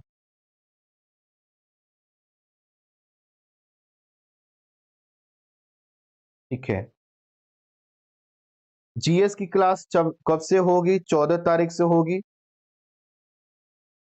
मतलब जीएस की क्लास लेना चाहते हैं। अरे बच्चे आप देखो ना, पेड क्लास जहां पर ये हो रहा है, आप वहीं पर पेड क्लास वाले ऑप्शन में से रिफ्रेश करना, पेड क्लास वाले रिफ्रेश। और कल हमने पूरी पीडीएफ बनवा कर डाल दी है। आप कोई भी सेगमेंट डालोगे, पेड क्लास इंफॉर्मेशन के नाम की एक पीडीएफ मिल जाएगी, जिसमें सभी डिटेल दे दी गई है, कैसी क्लास होगी, कौन सा कोर्स आपको लेना चाहिए। जैसे 2001 साल वाला कोर्स उन्हीं के लिए सुटेबल है जिनकी तैयारी अच्छी है, उनको बस लगता है कि बस कोई अच्छे से एक बार सिलेबस कंप्लीट कर दे। क्यों? क्योंकि एक ही साल है। लेकिन हो सकता है अधिकांश लोग इस कंडीशन में हो कि नहीं सर हमने तो अभी 1-2 साल पहले तैयारी चालू की है, हम तो 2024-25 देंगे, 25 देंगे, वही लास्ट होना चाहिए, लेकिन फिर भी हम रिस्क नहीं लेंगे। हो सकता है कि हमें रैंक इंप्रूव करने के लिए हमें जो है कि अगला अटेम्प्ट देना पड़े। तो मैंने उनको सजेस्ट कर रखा है आप 2 साल का कोर्स ले सकते हैं। और जो अभी किसी भी तरह से कॉलेज में है उनके लिए सबसे सुटेबल कोर्स है 3 साल का, ताकि तब तक इतना पढ़ लें कि बस पेपर का इंतजार है। तो आप किसी भी पेड क्लास वाले ऑप्शन में आप जाइएगा, ऐसे रिफ्रेश कीजिएगा, दिख जाएगा पूरा, आपको वहां पर ओपन मिल जाएगा। यहां पर आ जाते हैं। ठीक है, अब एक चीज लिखिए कि उसी में वही जो आपको इमेज हमने अभी बनवाया था उसमें ऐसे लिखिए, और यहां पर जो कोड था ना इस पर लिखिए, इसमें तापमान और दाब बहुत ज्यादा है। बस इसको लिखकर छोड़ दीजिए, इसको लिखकर छोड़ दीजिए। इसलिए लिखकर छोड़ दीजिए क्योंकि दाब का तो लॉजिक आपको समझ में आ गया कि भाई किसी भी चीज के ऊपर ऊपर की परतों का जब दबाव पड़ेगा तो उस पर दबाव लगेगा। जैसे मैं मान लो यहां पर एक गद्दा बिछा दूं, उसके ऊपर फिर गद्दे रजाई रखता चला जाऊं, तो सबसे नीचे वाला जो गद्दा है उस पर दाब तो बढ़ जाए, लेकिन ताप क्यों बढ़ेगा ये एनसीईआरटी अभी हमें नहीं बता रही। तो आगे चलकर मैं इस चीज को डिकोड करूंगा। अभी आप एग्जाम्पल के लिए समझ लो, अभी एग्जाम्पल के लिए जो आपने इमेज बनाया ना उसी पर चलो लिख भी लो, यहां पर लिख भी दो। यहां पर ये ऐसा करो, यहां पर एक निशान लगाओ ऐसे। चलिए मैं कुछ चीज हिंट दे रहा हूं ताकि आपकी जिज्ञासा थोड़ी सी शांत हो जाए। यहां पर ऐसे एक निशान लगाओ। ऐसे निशान का मतलब होता है ऊपर से नीचे जाने का। तो यहां पर लिखो टेम्परेचर बढ़ता है। और टेम्परेचर बढ़ने की जो दर होती है वह 32 मीटर की गहराई में जब जाएंगे 1 डिग्री सेल्सियस तापमान बढ़ता है। 32 मीटर की गहराई में जब जाएंगे 1 डिग्री सेल्सियस तापमान कम होगा। ठीक है, अब इसको हम कैसे समझें? क्या हम इसको किसी तरह से एग्जामिन कर सकते हैं? तो बिल्कुल कर सकते हैं। आप कभी क्या कीजिएगा, गड्ढा खोदिएगा। गड्ढा खोदते खोदते जब आप जाएंगे तो वहां पर आपको गर्मी लगना चालू हो जाएगी। हालांकि इस गर्मी का जो कारण होता है वह है हवा की वहां पर कम उपलब्धता। लेकिन जैसे जैसे गहराई में जाएंगे ना, अभी आगे चलकर कई प्रयोगों के माध्यम से हम ये सिद्ध करेंगे कि प्रति 32 मीटर की गहराई पर 1 डिग्री सेल्सियस टेम्परेचर बढ़ता है। और जैसे जैसे गहराई में जाएंगे टेम्परेचर बढ़ेगा। देखो यहां पर क्या हो रहा है, जैसे जैसे हम गहराई में जा रहे हैं तो टेम्परेचर, इधर देखो टेम्परेचर क्या है, बढ़ रहा है। ठीक, इसका मतलब है कि सबसे मैक्सिमम टेम्परेचर क्या होगा यहां पर। इसको एक एग्जांपल से समझिए कि मान लो हम एक सब्जी मंडी में गए, यहां पर कोई आलू दे रहा है 20 रुपए किलो, ये 18 रुपए किलो, और हम ऐसे जिस इस रास्ते पर चलते चले जाएं तो कोई हमसे कह सकता है कि भैया आगे सबसे सस्ता मिलेगा। आगे चलते चलते हम खेत में पहुंच गए, वो कह रहा भैया 2 रुपए किलो, 2 रुपए किलो, अर्थात एक तरफ। तो इसी तरह से साइन लगाया गया है। इसका मतलब है कि जैसे जैसे गहराई में जाओगे टेम्परेचर बढ़ेगा। तो सबसे मैक्सिमम टेम्परेचर कहां होगा, यहां पर। जैसे अभी हमने आलू खरीदने के लिए आगे गए तो सबसे सस्ता कहां मिला, सबसे दूरी पर।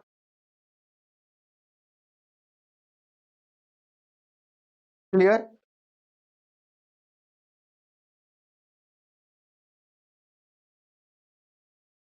आइए आगे बढ़े, यहां पर है। अब देख, पृथ्वी के आयतन का केवल 1% हिस्सा ही परपटी के है, 84% हिस्सा मेंटल के रूप में है, और 15% हिस्सा क्रोड है। ये जैसा लिखा है ऐसे छाप लो, ऐसा छाप लो। यही क्या है, आपके फिल्म्स का प्रश्न है। यही इसी चीज को स्टेटमेंट में बना के दे देगा। छाप लीजिए, पूरा छाप लीजिए,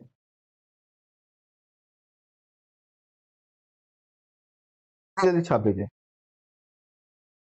जल्दी कीजिए भाई बहनों, जल्दी कीजिए।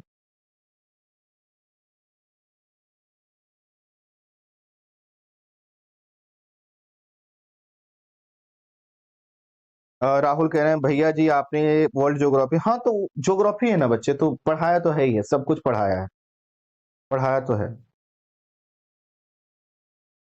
लेकिन आप देखो, इतना पढ़ाने के बाद भी क्या हम कहीं जल्दीबाजी दिखा रहे हैं? आप आप में से मैंने लोगों से कहा था कि भैया वीडियो बनाकर भेज देना रिव्यू का, अभी भी समय है, आज भी। ठीक है, अगर आप चाहें तो आज भी आप लोग वीडियो भेज सकते हैं कि भैया हम एनसीईआरटी बैच का हिस्सा हैं। और वो लोग भेजिएगा जिन लोगों ने अभी तक नहीं भेजा है। ठीक है, वो लोग भेजेंगे जिन लोगों ने नहीं भेजा है। मोबाइल नंबर, किस मोबाइल नंबर पर भेजेंगे? आपको मोबाइल नंबर मैं बता देता हूं, आज भेज दीजिएगा, आज भेज दीजिएगा। यूट्यूब पर डाला जाएगा, यूट्यूब पर डाला जाएगा। मैं आपको मोबाइल नंबर दे देता हूं।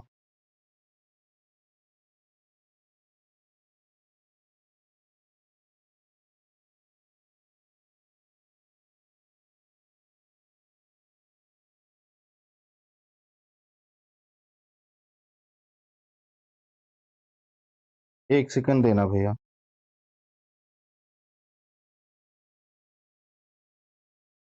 एक तो इतने मोबाइल नंबर हो गए ना भाई बहनों।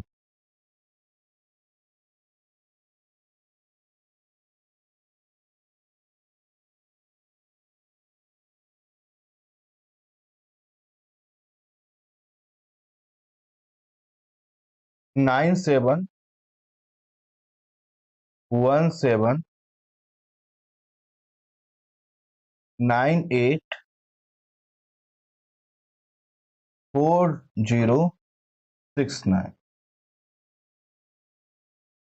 ज्यादा नहीं, 20-25 सेकेंड का, है ना, या ज्यादा से ज्यादा 30-35 सेकंड का क्लिप हो। 9717984069। जो लोग अभी लाइव में देख रहे हैं उनसे रिक्वेस्ट है, जो बाद में देखेंगे आज, है ना, आज कल, तो आज भी भेज सकते हैं, कल भी भेज सकते हैं। जो लोग आज भेजेंगे उनकी क्लिप आज चली जाएगी, जो कल भेजेंगे उनकी कल चली जाएगी। ठीक है, चलिए आगे बढ़ते हैं। ये नोट कर लिया हम लोगों ने, भेज दीजिएगा, ठीक है, भेज दीजिएगा।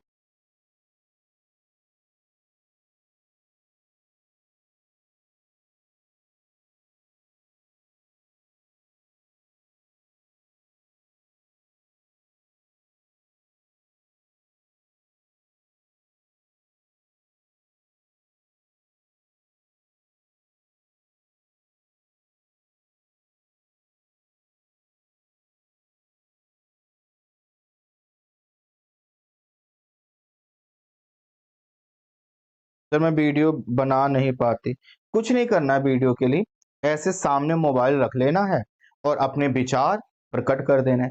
हाँ, कुछ लोगों को हेजिटेशन होता होगा, कुछ लोगों ने कैमरा फेस नहीं किया होगा, तो परेशान नहीं होने का, नहीं कर पा रहे नहीं करने का, बिल्कुल परेशान नहीं होने का।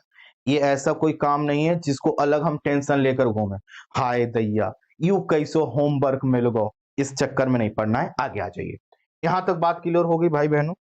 यहां तक बात क्लियर हो गई? नहीं बन पाए बिल्कुल परेशान नहीं होने का, टॉपिक पे आ जाइए। अब आते हैं सेल और खनिज।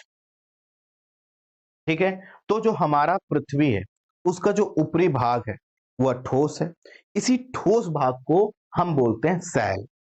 तो जो चट्टान, ये जो परत ऊपर वाला भाग देख रहे हैं, है ना, उसको बोलते हैं सेल। और जो सेल बना किससे है? ये बना है खनिजों से बना है।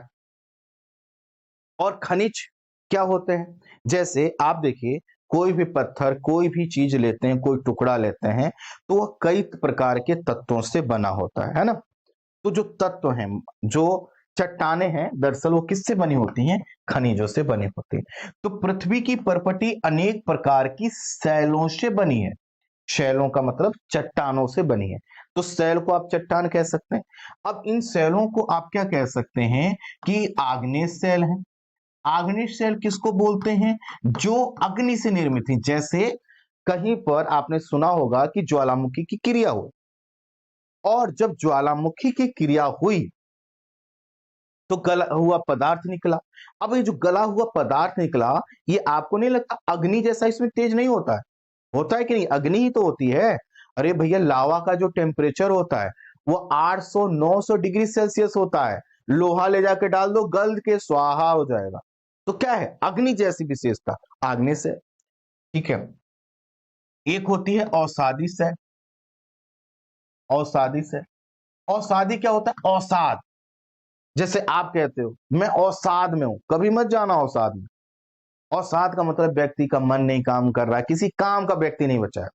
जैसे आपने देखा होगा, या अभी बारिश होगी तो देखिएगा कि जब बारिश होती है तो जब पानी आता है बारिश का, तो बहुत से कणों को लेकर आता है, बहुत सी चीजें आपके घर के पास छोड़ जाता है।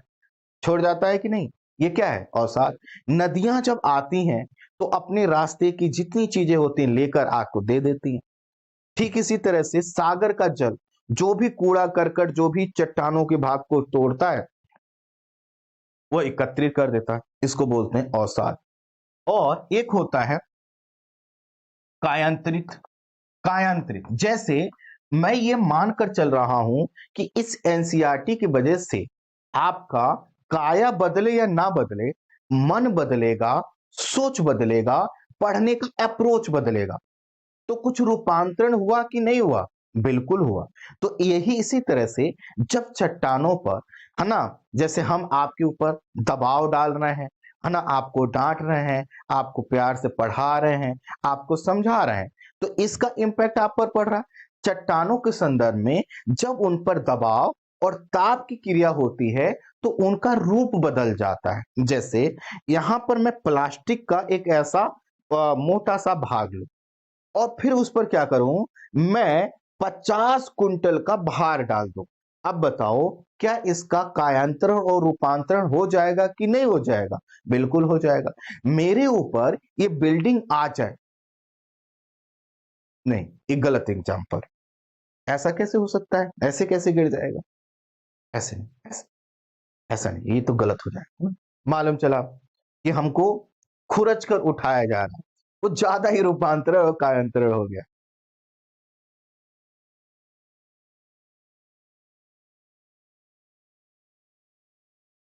ठीक है, तो इसको बोलते हैं कायांतरित। ठीक है, तो तीन तरह की चट्टानें होते हैं। पृथ्वी, नोट कर लिया आपने? तो हमारी पृथ्वी, अब इसको नोट्स कैसे बनाएंगे?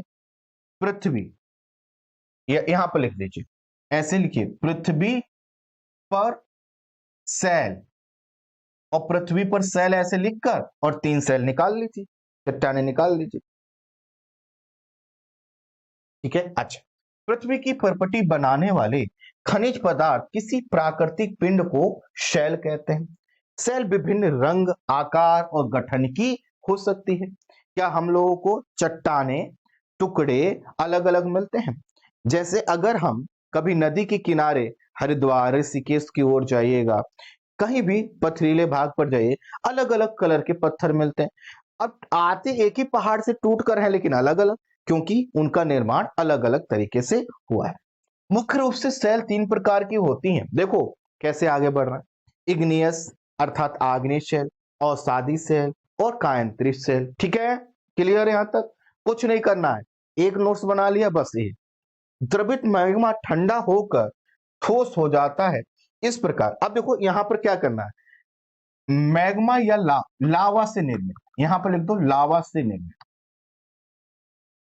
देखो इतनी बड़ी लाइनें, कितनी शॉर्ट नोट्स बन गया कि हमने यहां पर लिख दिया सेल, पृथ्वी पर सेल तीन, है ना, आग्नेय सेल के लिए आगे लिख दिया लावा से निर्मित। तो यहां पर ये लिखा है कि हाँ, द्रवित मैग्मा ठंडा होकर ठोस हो जाता है, इस प्रकार बने शैल को आग्नेय शैल कहते हैं।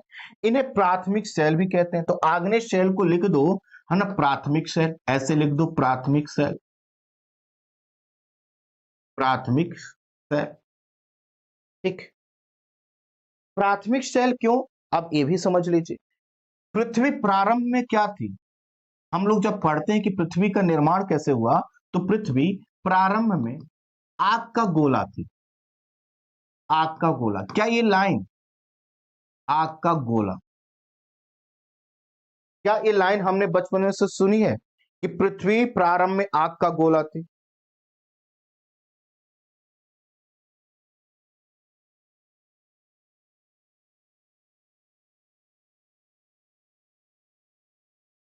आग का गोला, ठीक। तो ये देखो आग्नेय चट्टाने हो गए। आग्नेय शैल दो प्रकार की होती हैं, अंतर्भेदी और बहिर्भेदी। अब आग्नेय शैलों से क्या कीजिए, मेरे पास जगह नहीं है तो देखो इसी में लिख रहा हूं, लेकिन फिर भी देखो मैं लिख दे रहा हूं, ऐसे कर दीजिए। तो क्या करिए, अंतर्भेदी, अंतर्भेदी और बाह्यभेदी, बहिर्भेदी, बहिर्भेदी। इसका क्या मतलब हुआ? अंतर्भेदी मतलब वो है जो हमारे क्रस्ट के नीचे रुक जाए।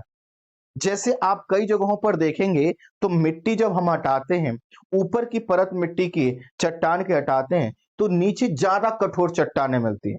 जैसे जहां से लावा वगैरह मिलता है, सॉरी, मार्बल वगैरह मिलता है, मार्बल पत्थर वगैरह मिलते हैं, वो ऊपर जमीन पर थोड़ी मिलते हैं, वो जब नीचे की गहराई में थोड़ा सा हटाते हैं, है ना, तो वहां पर देखने को मिलते हैं। क्लियर? तो अंतर्भेदी जो पृथ्वी के अंदर ही ठोस रूप ग्रहण कर ले। बहिर्भेदी कि भैया मैग्मा निकले, जैसे हम लोग सुनते हैं दक्कन पठार। तो अंतर्भेदी को लिख दो पृथ्वी के अंदर, पृथ्वी के अंदर। ठीक है, और बहिर्भेदी को लिख दो, है ना, सतह पर, पृथ्वी की सतह पर। जैसे हम लोग सुनते हैं कि दक्कन का जो पठार है वो लावा से निर्मित है। ये जो महाराष्ट्र का काली मिट्टी वाला क्षेत्र है, दक्कन पठार है, ये कहा जाता है कि यहाँ पर लावा निकला था। तो जो लावा निकला वो सतह पर ही तो निकला है, पृथ्वी के बाहर निकला है, उसी को बहिर्भेदी। और जहां जहां पर आपको इस तरह से लावा एकत्रित होकर ठंडा होकर चट्टान के रूप में बना होगा, वो बहिर्भेदी का एग्जाम्पल होगा। क्लियर? क्लियर?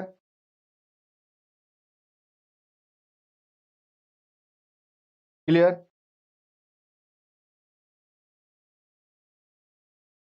एक लोग लिख रहे हैं, सर कल एडमिशन ली हूँ जी, ठीक है। मैंने बार बार मैं इसीलिए बोलता हूँ कि जो लोग नए एडमिशन लें, वह पहली वाली जो क्लास है एनसीईआरटी का, वो रिकॉर्डेड फॉर्म में आपको उपलब्ध है, आप उसको देख लीजिएगा। उससे पता चल जाएगा हम नोट्स कैसे बनाते हैं, है ना। बाकी तो पढ़ तो आप रहे हैं, समझ में आ ही रहा होगा। आप जो लोग आज पहले दिन है, समझ में आ रहा है ना?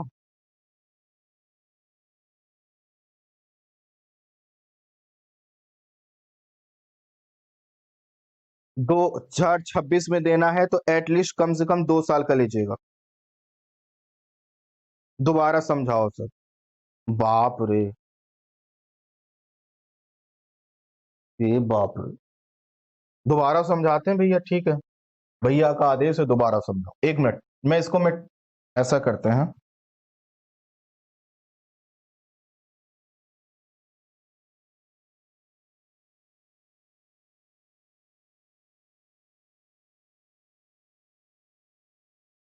मतलब अभी जब हम समझा रहे थे कहीं और चले गए थे, उनकी याद आने लगी थी, भूख लग गई थी, कुछ तो हुआ होगा, तभी तो नहीं समझ में आया। हमने कहा लावा। लावा क्या होता है? पृथ्वी के अंदर से, पृथ्वी के अंदर से, नोट करते चलिए, जो गला पदार्थ निकलता है उसी को क्या बोलते हैं? लावा।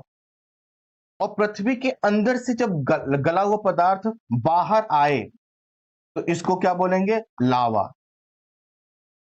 और ये पृथ्वी के अंदर का गला हुआ पदार्थ जब तक पृथ्वी के अंदर है, जब तक पृथ्वी के अंदर, तब तक इसको क्या बोलेंगे? मैग्मा। जैसे ज्वालामुखी क्रिया से जो पदार्थ निकलता है, तो निकलकर जो बाहर आ गया, जो हमें दिख रहा है, उसको हम बोलते हैं लावा। लेकिन बहुत सा भाग आखिर जो निकलने से पहले अंदर था ना, उसको बोलते हैं मैग्मा, उसको बोलते हैं मैग्मा।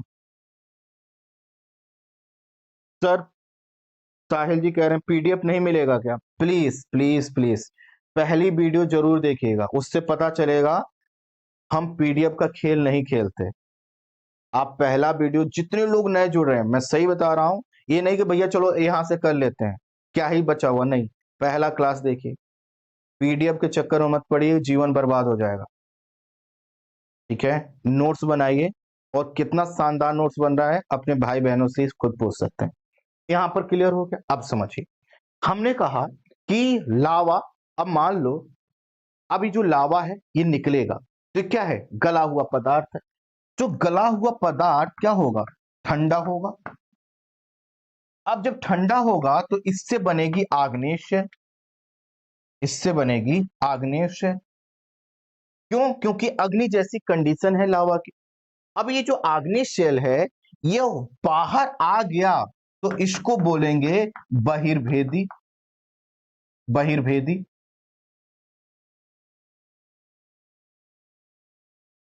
बहिर्भेदी, ठीक है। बहिर्भेदी आग्नेय चट्टान। कौन सा आग्नेय चट्टान है? जो हमें जमीन पर दिख रही है, जो दिख रही है।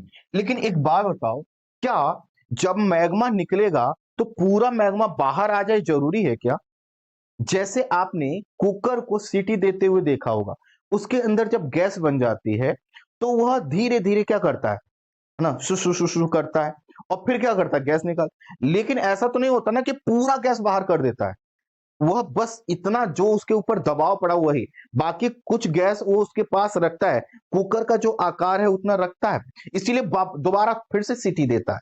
तो इसी तरह से जब हम, जैसे मान लो हैंडपंप से हमने पानी निकाला, तो हाँ हैंडपंप चलाते हैं, जो पानी आ गया तो बाहर आ गया, तो क्या पाइप में पानी है कि नहीं है? है ना। ठीक इसी तरह से जब लावा ऊपर आने का प्रयास करता है, ऊपर आ गया, ठंडा हो गया, उसको बहिर्भेदी आग्नेय, और जो अंदर रह गया उसको, है ना, अंतर्भेदी आग्नेय बोलते हैं। क्लियर हो गया?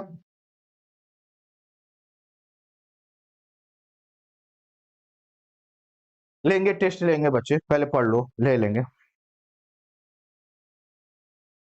सर ये मेंस में क्वेश्चन है? अरे भैया प्रीलिम मेंस में हर जगह आ चुका है क्वेश्चन, अब हम ठीक है, मिटा दें अब समझ में आया। आप लोग ना देखो, क्लास में अगर कंसंट्रेशन लूज कर रहे हो तो मैं सही बता रहा हूं, फेल होने का कारण बनोगे।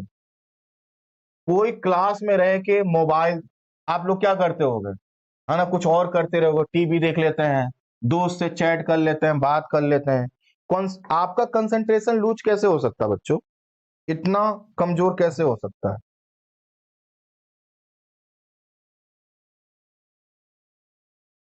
ठीक, चलिए आइए, तो हम लोगों ने समझ लिया, आगे बढ़ते हैं। बहिर्भेदी आग्नेय शैल कहते हैं, इनकी रचना बहुत महीन दानों वाली होती है। उदाहरण के लिए बेसाल्ट। अब बेसाल्ट को जैसे मान लो, जब आप क्या करना, कभी समुद्र के नीचे जाना, तो समुद्र के नीचे जाओगे तो समुद्र की कोई परत होगी कि नहीं? एक बात हो, समुद्र में पानी भरा हुआ है कि नहीं, पानी भरा हुआ, तो आखिर ये पानी किस पर रुका होगा, किसी बॉटम पर रुका होगा ना। जैसे हम कटोरे में पानी लेते हैं तो पानी दिखता है, लेकिन उसका बॉटम भी तो है ना, तभी तो कटोरे में पानी एकत्रित है। ठीक इसी तरह से, ठीक इसी तरह से जब आप क्या करना, चट्टानों को देखना जो लावा से बनती हैं, तो कुछ दिनों बाद यह पियर्स साबुन की तरह दिखाई देती हैं। पियर्स साबुन देखा है एक आपने, है ना, महीन बारीक कड़ों वाला, महीन बारीक कड़ों। या फिर आप घी का, जैसे अभी किसी बच्चे ने कहा रवा का, मैं कुछ देर बैठ के पढ़ा रहा हूँ बच्चों, मैं कुछ देर बैठ के पढ़ा रहा हूँ। हे प्रभु, अब एग्जाम्पल सुनिएगा। पहले माताएं बहनें क्या करती थी कि घी निकालती थी, घी के लिए क्या करती थी, वो क्रीम लेती थी, और क्रीम को लंबे समय तक, है ना, वो धीमी धीमे आंच पर खौलाती थी, तो घी जो होता था दानेदार होता था। अब क्या होता है, तुरंत जो है कि घी खौलाया उसको और तुरंत उसको फ्रीजर में डाल देते हैं, तो दाने नहीं बन पाते। ठीक इसी तरह से आप समझो, यहाँ पर जो बेसाल्ट चट्टान जो पृथ्वी के ऊपर आ गया, जो मैग्मा आ गया, वो वायुमंडल की वजह से जल्दी ठंडा होगा कि नहीं? क्योंकि भाई जमीन में ठंडक है। मैंने आपको अभी कुछ देर पहले बताया कि पृथ्वी के अंदर तो क्या है, तापमान ज्यादा है। तो अब बताओ, कोई चीज ठंडी जो होगी वो पृथ्वी के अंदर तेजी से ठंडी होगी कि बाहर?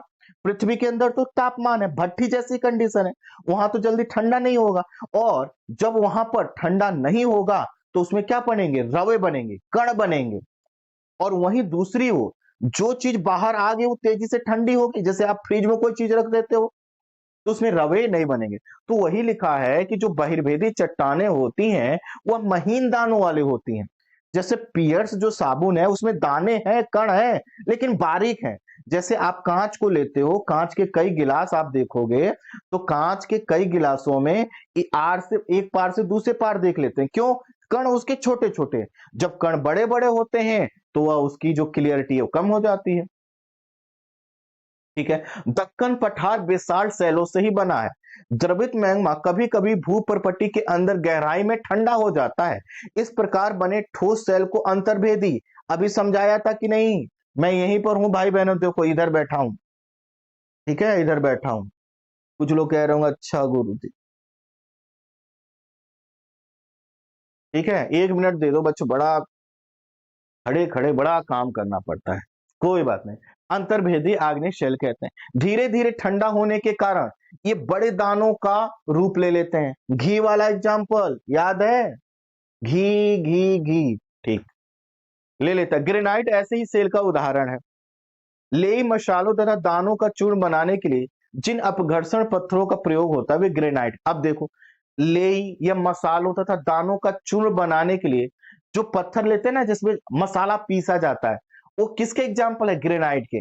अब ये बड़ा शानदार, इसको नोट कर लो आप, ये प्रीलिम्स का प्रश्न पूछ सकता है कि सामान्यतः हम देखते हैं घरों में मसाला पीसने के लिए, है ना, कुछ पत्थरों का प्रयोग किया जाता है। वो कौन से पत्थर है, तो क्या बताओगे? ग्रेनाइट, ठीक है, ग्रेनाइट। और ग्रेनाइट किसका एग्जाम्पल है? अंतर्भेदी आग्नेय शैल का, राइट, क्लियर हो जाना चाहिए। अरे प्रभु, हे भगवान, ये बैच खत्म काहे नहीं होता है? अरे मालिक, देख रहे हो कितनी मेहनत लगती है।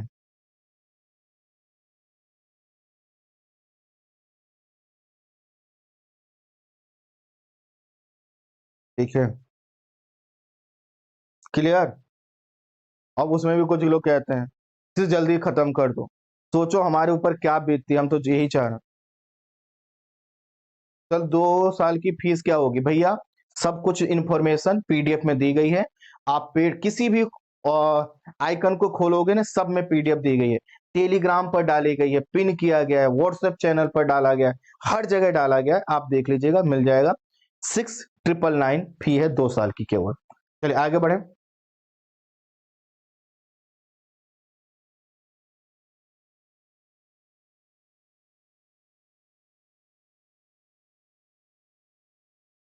हाँ, सेल लुढ़क कर, चटक कर तथा एक दूसरे से टकराकर छोटे छोटे टुकड़ों में टूट जाती है। इन छोटे टुकड़ों को अवसाद कहते हैं।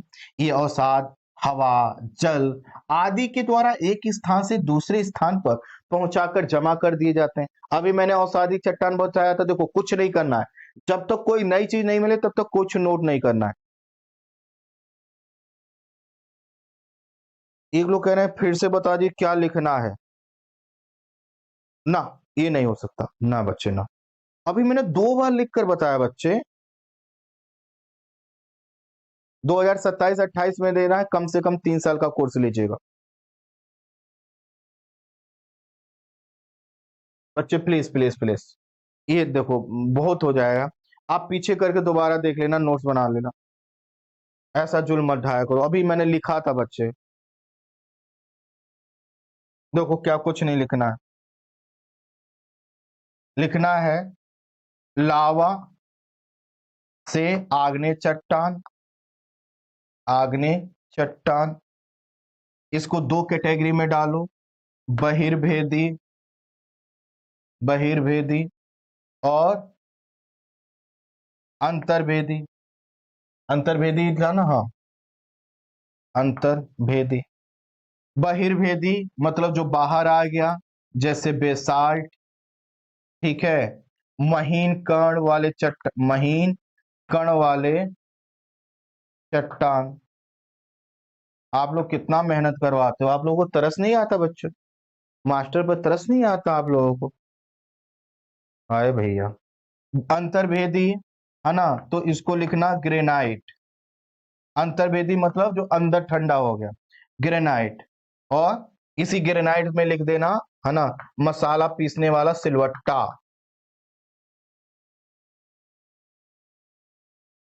ठीक है। और ये बड़े कण का होता है, बड़े कण वाला। क्लियर।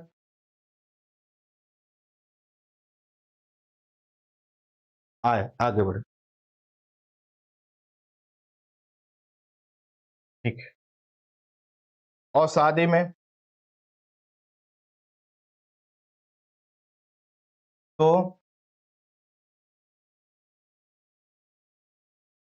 जब कोई चट्टान, कोई चट्टान टूटती है, टूटती है, तो उसके कण विकसित होते हैं, कण विकसित होते हैं। इन कणों को ही, इन कणों या टुकड़ों, इन कणों या टुकड़ों को अवसाद कहते हैं, अवसाद। तो अवसाद किसे कहते हैं, किसी भी कोई भी जो चट्टान है वह टूटे। उसके लिए समझिए, एक एग्जांपल देता हूं, जीवन में कभी नहीं भूलोगे। ईंट आप लीजिएगा, या आपने देखा होगा, ईंट कोई बार हम दीवार बनाते हैं ईंट की, लेकिन उस पर हम सीमेंट प्लस्तर करना भूल जाते हैं सीमेंट का। तो हम देखते हैं वो दीवार से हवा लग लग कर वो ईंट जो है ना भुरभुरी हो जाती है। वो ऐसा, उस पर अगर आप ऐसे हाथ रख दो ना, तो रेड कलर का पदार्थ आ जाता है, हो जाता है। ठीक है। तो उसी ये जो क्या है, ईंट क्या हुआ, ईंट कणों में टूटी। आप कोई भी ईंट लाकर रख दीजिए ऐसी छत पर, है ना, साल 2 साल 10 साल 20 साल बाद देखेंगे वह ईंट गायब हो चुकी होगी। ऐसा नहीं कि कोई चोरी करके ले गया, है ना। ऐसा नहीं कि कोई चोरी करके ले गया, बल्कि इसलिए क्योंकि उसके कुछ धीरे-धीरे कण टूटते रहेंगे, हवा के माध्यम से, जल के माध्यम से, है ना? आपके पैर के ठोकर की वजह से, किसी भी तरह से। तो इन्हीं को बोलते हैं अवसाद। तो अवसादी चट्टानें ऐसे बनती हैं। औस ये अवसाद हवा, जल आदि के द्वारा एक स्थान से दूसरे, जैसे नदी है, नदी, नदी पर्वत से होकर बहती है। नदी पर्वत से होकर आगे बढ़ती है।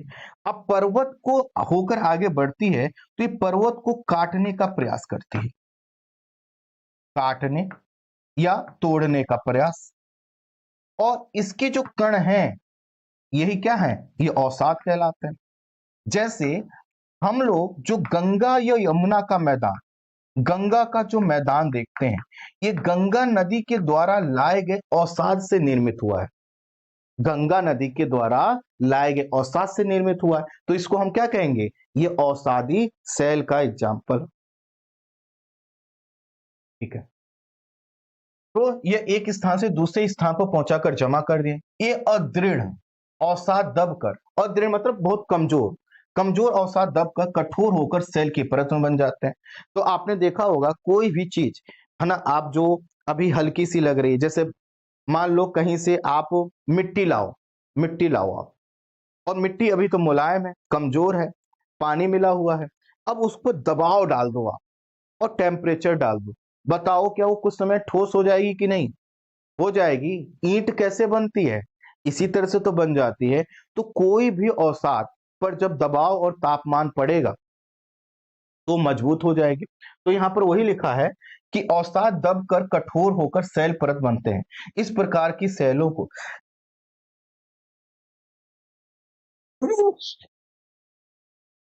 माफी चाहता हूं, इस प्रकार की सेलों को अवसादी सेल कहते हैं। उदाहरण के लिए बलुआ पत्थर रेत के दानों से बनता है। तो बलुआ पत्थर बालू का बना पत्थर, तो बालू से ही तो बना है।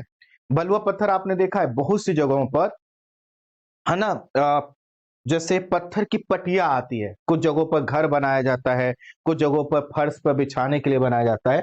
वो कैसे बना है? बलुआ पत्थर बालू के कणों से बना है, रेत के कणों से, जब लंबे समय तक दबाव बना रहा। देख रहे बच्चे, इतनी मेहनत पड़ रही है, आंख में आंसू आ गए। और आप में से कुछ लोग कहते हैं सर पेड कोर्स में बढ़िया से पढ़ाओगे। एक बात बताओ, कभी ये लॉजिक बनता है कि एनसीईआरटी हम इतना मन से पढ़ाएं और जो पेड कोर्स आ रहा है कंप्लीट वाला, उसमें कम मन से पढ़ाएं?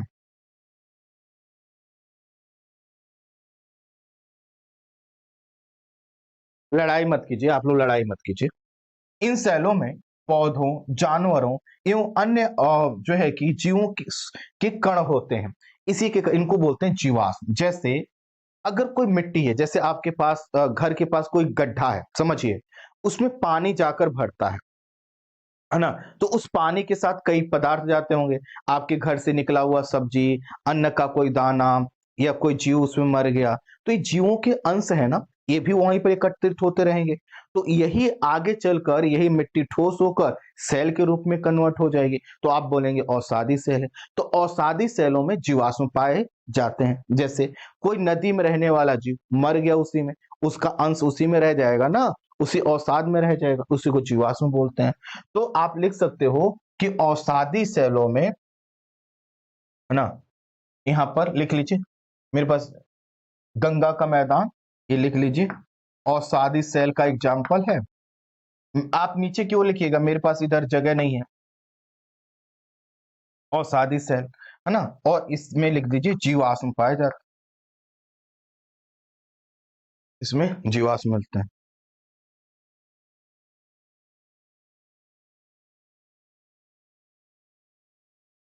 चले आगे आगे बढ़ते।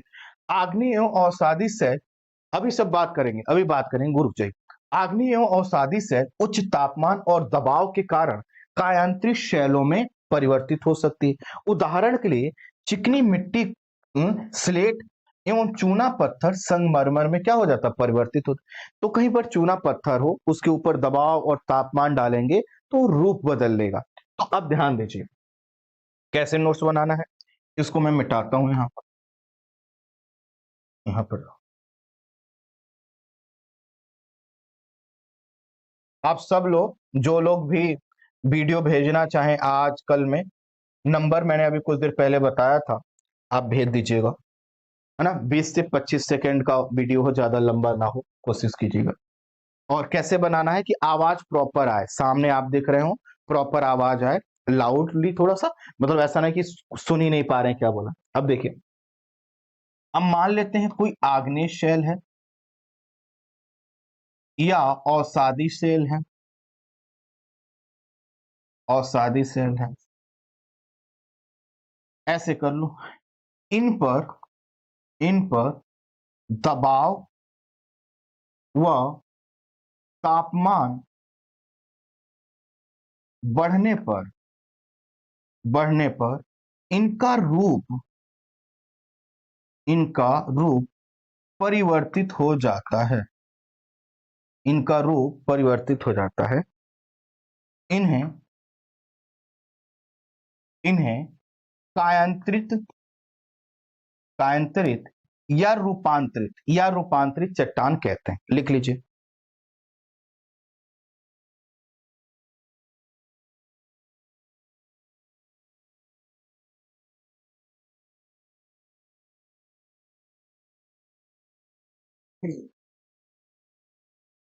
क्लियर, आगे बढ़ते हैं।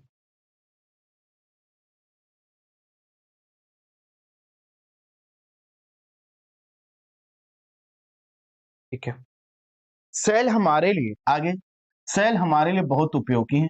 कठोर सेलों का उपयोग सड़क, घर बनाने, इमारत बनाने में किया जाता है। आप पत्थरों का उपयोग कई तरह के खेलों में भी करते हैं, जैसे आप लोगों ने 7 पत्थर, पिट्ठू आपने खेला होगा, हमने खूब खेला है ना। ये क्या है, चिबिड्डी, स्टापू या किटकिट, ये क्या होता है? वो कूदते हैं, जो एक पैर से जो कूदते हैं, वो है, ये क्या होता है? ये क्या होता है? चिबिड्डी, किटकिट।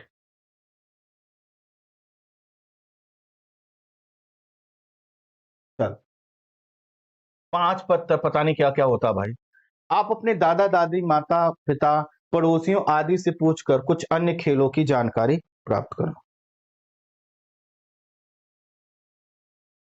आपको जानकर आश्चर्य होगा कि किन्हीं निश्चित दिशाओं में एक प्रकार की सेल चक्रीय तरीके से एक दूसरे में परिवर्तित होती है।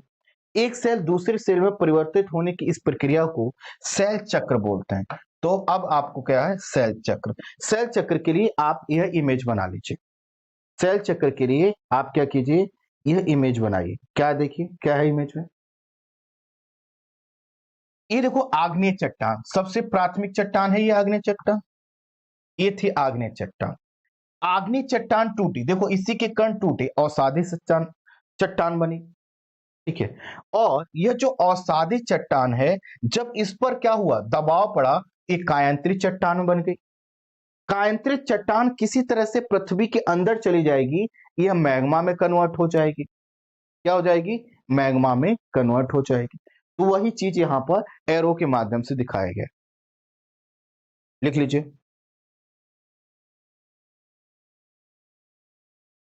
किट किट 5 कोठा बनाकर, ओके ओके। अब तो मैं बूढ़ा हो गया ना बच्चों, मुझे याद भी तो नहीं है, बूढ़ा हो गया ना मैं।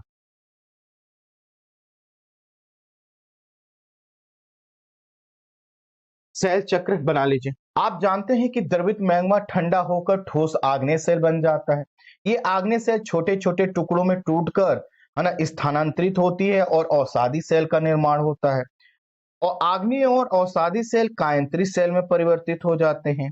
यही चीज है भैया, सेल चक्र में ही है।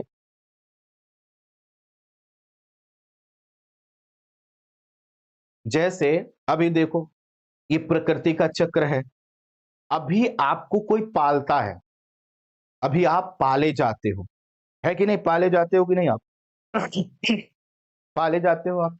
अभी माता पिता ही तो खर्च उठा रहे हैं, वही तो देखभाल कर रहे हैं। कुछ समय बाद देखना, प्रकृति का नियम बदलेगा और आप क्या करेंगे?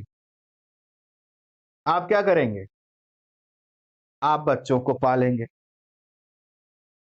यही जीवन चक्र है और इसी चीज के लिए इतना लोग परेशान होते हैं, है ना। तो आप अपने बच्चों को क्या बोलेंगे, सुनील सर से पढ़ना है कि नहीं पढ़ना है? बताओ कितना दूर तक का विजन है हमारा। आज से 20 साल बाद आप अपने बच्चों से बोलिएगा आईएएस की तैयारी करना है, चलो यहाँ पे कर लो, ठीक है। चलो भैया, ये हुआ चैप्टर हुआ खत्म, ये चैप्टर हुआ खत्म। बोलेंगे ये नोट्स रख देंगे, तब तक सिलेबस हो जाएगा चेंज, तो फिर से कोर्स लेना पड़ेगा, ठीक है। एक बार पढ़ के कोर्स लेकर हमारा आजीवन भर के लिए हमको बेरोजगार करना चाहते हो? आए, सिलेबस चेंज हो जाएगा, फिर से कोर्स लेना होगा। और अभी तो देखो आपको 1200 में पढ़ा है, उनको 1 लाख रुपए में केवल एनसीईआरटी पढ़ाई जाएगी, हो सकता है इससे भी ज्यादा में।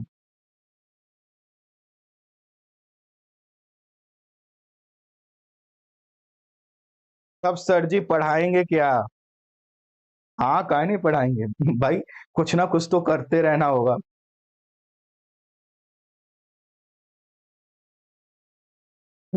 चलिए, अब आपके प्रश्न मैं ले लेता हूं। अब जो भी आपको पूछना है पूछिए। पहली इंफॉर्मेशन ये है कि मैं आपको फिर से एक बार नंबर बता देता हूं, और आप सबसे रिक्वेस्ट करूंगा कि जो लोग नहीं वीडियो भेज पाए थे वो लोग भेज देंगे। नंबर है 97, ये व्हाट्सएप भेजना है, 9717984069, ये नंबर है, इस पर व्हाट्सएप के माध्यम से वीडियो 25-30 सेकंड की भेजनी है।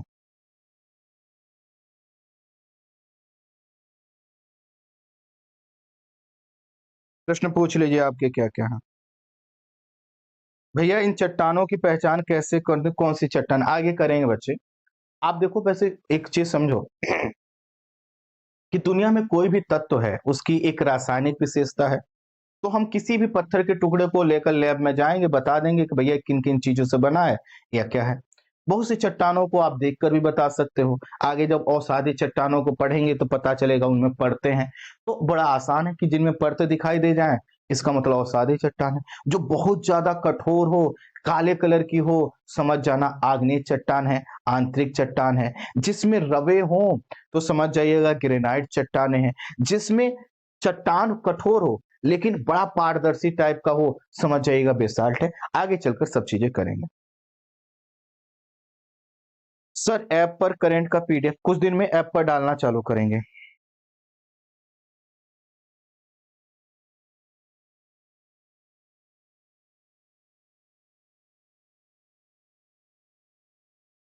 सर मैंने 1 साल का कोर्स लिया है, मुझे 2025 में देना है, क्या मैं अब 2 साल का कोर्स ले सकता? नहीं नहीं नहीं, पैसा बर्बाद नहीं। एक एक साल का कोर्स लीजिए, है ना। 1 साल का कोर्स आपने ले लिया है तो अब उसको चेंज मत कीजिए, है ना, क्योंकि फिर वो कैंसिल करवाने में बहुत दिक्कत होता है बच्चे। आप कैंसिल करवाओगे फिर दिक्कत होगा। अभी कुछ मत लेना, इसी से पढ़ो, आगे चलकर फिर 1 साल बाद ले लेना अगर आपको जरूरत पड़े।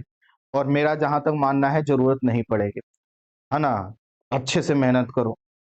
जो लोग अभी नहीं लिए वो 2 साल का लें, जो लोग नहीं लिए हैं 2 साल का ले लें ताकि वो मेंस तक रहें।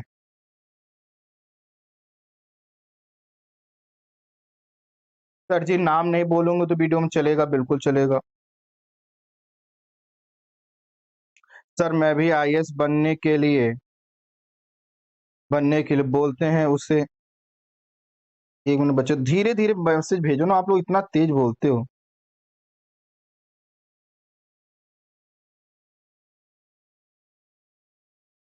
अगर सर एक बार साल बाद कोर्स लें तो नहीं, फीस तो बढ़ जाएगी ना बच्चे। अगले साल बाद तो कोर्स होगा तो उसकी कीमत हो सकता है 1 साल की फीस का ही 10,000 रुपये हो, 1 साल का ही 10,000 रुपये हो। अच्छा, जो स्टूडेंट है ना जिन्होंने अभी मैसेज किया था कि 1 साल का लिया है, वो मैंने जो नंबर दिए हैं उन नंबरों पर मैसेज कर दीजिएगा कि मेरा ऐसा ऐसा कंसर्न है, हम 1 साल वाला कैंसिल करके 2 साल का लेने का ऑप्शन है क्या। हालांकि मुश्किल है लेकिन फिर भी आप व्हाट्सएप कर दीजिएगा, वो लोग चेक कर लेंगे, जो भी मदद हो पाएगी कर दी जाएगी। सर जी 2026 में देना, कम से कम 2 साल का लीजिएगा। सर एक क्लास यूट्यूब पर भी, वो यूपीएससी के लिए भी है ना। हाँ इंग्लिश की, हाँ इंग्लिश की जो बेसिक क्लास है यूपीएससी के लिए भी है, बिल्कुल। सर 2 साल का कोर्स ले सकते हैं, बिल्कुल ले सकते हैं। गुरुजी मेंस का भी होगा 2 साल के लिए। भैया प्री कम मेंस है, वो जो बैच है ना, वो प्री कम मेंस है, तो प्री और मेंस दोनों कवर होगा उसमें। 2026 में लेना 2 साल का ले लीजिएगा। अगर हाँ फाइनेंशियल प्रॉब्लम है तो 1 ईयर चलेगा। अगर फाइनेंशियल प्रॉब्लम है तो बिल्कुल चिंता नहीं करने का, 1 साल का ले लेना है। सर 2025 में देना है, 2025 में देना है तो मानकर चलो हो सकता है फाइनल सिलेक्शन हो भी जाए और हो सकता है रैंक इंप्रूव करने के लिए देना पड़े। 2025 में दोगे तो उसका मेंस और इंटरव्यू देते समय आपका जो है कि 2026 आ जाएगा, तो कम से कम 2 साल। मेरा सजेशन ये होगा कि अधिकांश लोग 2 साल का ही लीजिए, इसलिए 2 साल का लीजिए ताकि मेंस कंप्लीट होते समय तक टीम का जो है कि साथ आपसे बना रहे। मालूम चला 2025 लिया, प्रीलिम से पहले ही सिलेबस कंप्लीट हो गया, ठीक है। तो मेरा सुझाव होगा कम से कम 2 साल का। 2027 में देना कम से कम 3 साल का।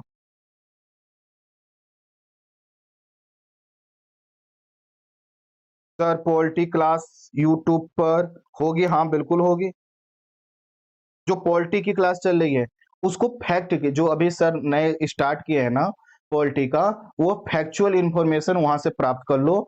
जैसे मैं जो पढ़ाता हूँ उसमें कॉन्सेप्ट होता है, सर से फैक्ट ले लो, है ना, और वही फैक्ट और जो है कि मेरा कॉन्सेप्ट मिलकर हो गया आपका यूपीएससी का। हाँ ऑप्शनल के बारे में भी सोचेंगे। सर यूट्यूब पर साइंस की क्लास चल रही है, उसको कीजिए, हाँ बेसिक साइंस की क्लास कीजिए। सर इथिक्स की क्लास यूट्यूब पर होगी, कोई टीचर मिल जाएंगे और हम सक्षम होंगे तो जरूर करवाएंगे बच्चे। कोई चीज रोकने का उद्देश्य थोड़ी है, बस कोई मिल जाए हमको जो यूट्यूब पर अच्छे से पढ़ा सके। है क्या ना, दिक्कत क्या है, एजुकेटर बहुत हैं, लोगों ने यूट्यूब पर वो नहीं पढ़ाना चाहते। उनका यही होता है कि सर हम यूट्यूब पर पढ़ा देंगे तो हमें दूसरा कोचिंग वाला पढ़वाने के लिए क्यों बुलाएगा फिर। समझ रहे हो ना उनका पॉइंट, तो उनका भी पॉइंट लॉजिकल है। हम लोग जैसे मेहनत करते हैं सभी लोग इस तरह से नहीं करते ना। सर जी अप्रैल में 10 अप्रैल तक ले सकते हैं, ले लीजिएगा, ले लीजिएगा। हाँ इकोनॉमी की पूरी करवाएंगे, बिल्कुल करवाएंगे। सर क्या नहीं समझ में आ रहा है, प्लीज एक बार क्या। सर इथिक्स की क्लास पेड में तो पूरा होगा, पेड में तो कोई भी चीज नहीं छूटेगा। अच्छा आपने पुल ले लिया, यूपी स्पेशल हो गया है यूट्यूब पर। हाँ जी यूपी स्पेशल हो गया। सर एक जी, 1 साल जीएस पढ़े ना ना ना, जीएस 3 महीने पढ़ने के बाद ऑप्शनल पढ़ने लग जाइएगा। सर सेल चट्टान समझ में नहीं आ रहा, प्लीज बता दीजिए, ठीक है। बाकी लोग कमेंट रोक दे। देखो सेल और चट्टान कुछ भी नहीं है। आप ये देखिए कि हम पृथ्वी के ऊपरी हिस्से पे रहते हैं, तो हम पृथ्वी के जिस हिस्से पे रहते हैं वो मैदानी क्षेत्र होगा या वह पर्वतीय क्षेत्र होगा या पठारी क्षेत्र होगा, यही सब चट्टान है। अर्थात पृथ्वी के ऊपर का कठोर भाग, इसी को हम सैल या चट्टान बोलते हैं। अब देखो मैंने कहा मैदान वाला भाग, तो मैदान अलग तरह के पदार्थों से बना है, तो इसको बोलेंगे औसादी चट्टान। अगर जो है कि हम किसी पठारी क्षेत्र में रहते हैं, है ना, कोई छत्तीसगढ़ में रहता है, कोई झारखंड में रहता है, किसी पठारी क्षेत्र में रहता है, वो कहेगा कि भैया वो आग्नेय चट्टानों पर के ऊपर, आग्नेय चट्टानों के ऊपर स्थित है। कोई इसी तरह से कोई ऐसे चट्टान पे हो सकता है जो अवसादी क्षेत्र हो। तो चट्टान का मतलब है क्या कि पृथ्वी की ऊपरी जो ठोस परत है, इसी को हम चट्टान बोलते हैं। यही चट्टान, चट्टान और सैल एक ही चीज है। इन्हीं चट्टान और सैलों की विशेषता के आधार पर इन्हें हम 3 कैटेगरी में डिवाइड करते हैं, कायांतरित, रूपांतरित और आग्नेय। आग्नेय कब बोलेंगे, जब चट्टान का निर्माण अग्नि जैसी कंडीशन जैसे लावा के निकलने से हुई हो। अवसादी कब बोलेंगे, जब कोई चट्टान के टुकड़े एकत्रित होकर अवसाद का निर्माण करें तो अवसादी चट्टान। रूपांतरित, कोई भी चट्टान का रूपांतरण हो जाए, वो पहले जैसे थी अब उसका रूप बदल जाए, जैसे हमारे ऊपर बिल्डिंग गिर जाए रूप बदल जाएगा। सर प्लेलिस्ट बनवा दीजिएगा, बिल्कुल बनवा देंगे। सर यदि 1 साल जीएस पढ़े, नहीं भाई 1 साल जीएस नहीं पढ़ना है, अभी जीएस 3 महीने 4 महीने पढ़िए, उसी के पैरेलल आप जो है कि ऑप्शनल पढ़ना चालू कर दीजिए। 1 साल जीएस पढ़े 1 साल ऑप्शनल, बहुत घटिया स्ट्रेटजी है। आईएएस की तैयारी कैसे करें, यूट्यूब पर मैंने कई स्ट्रेटजी वीडियो बना रखा है, स्ट्रेटजी प्लेलिस्ट में जाइएगा, उसको देख लीजिएगा, ये बहुत गलत अप्रोच होगा। सर 2 लोग मिलकर कोर्स ले सकते हैं। आप बच्चे 2 लोग मिलकर कोर्स ले लेंगे, लेकिन उसमें दिक्कत क्या होगा, दोनों लोग अलग अलग मोबाइल में चलाएंगे, और इस तरह की एक्टिविटी से क्या होता है, ब्लॉक हो जाता है, मतलब आईडी आपकी ब्लॉक हो जाती है। तो ऐसा मत कीजिएगा, भले ही 1 साल का कोर्स ले लीजिएगा, लेकिन अलग अलग ही लीजिएगा। सर पेड क्लास में, भैया पेड क्लास में सब होगा, मैंने बोला तो पीडीएफ देख लीजिए आप लोग, पीडीएफ में पूरी जानकारी है, एक एक सब्जेक्ट एक एक टॉपिक तक लिखा हुआ है। ऑप्शनल अभी कुछ समय बाद करवाएंगे।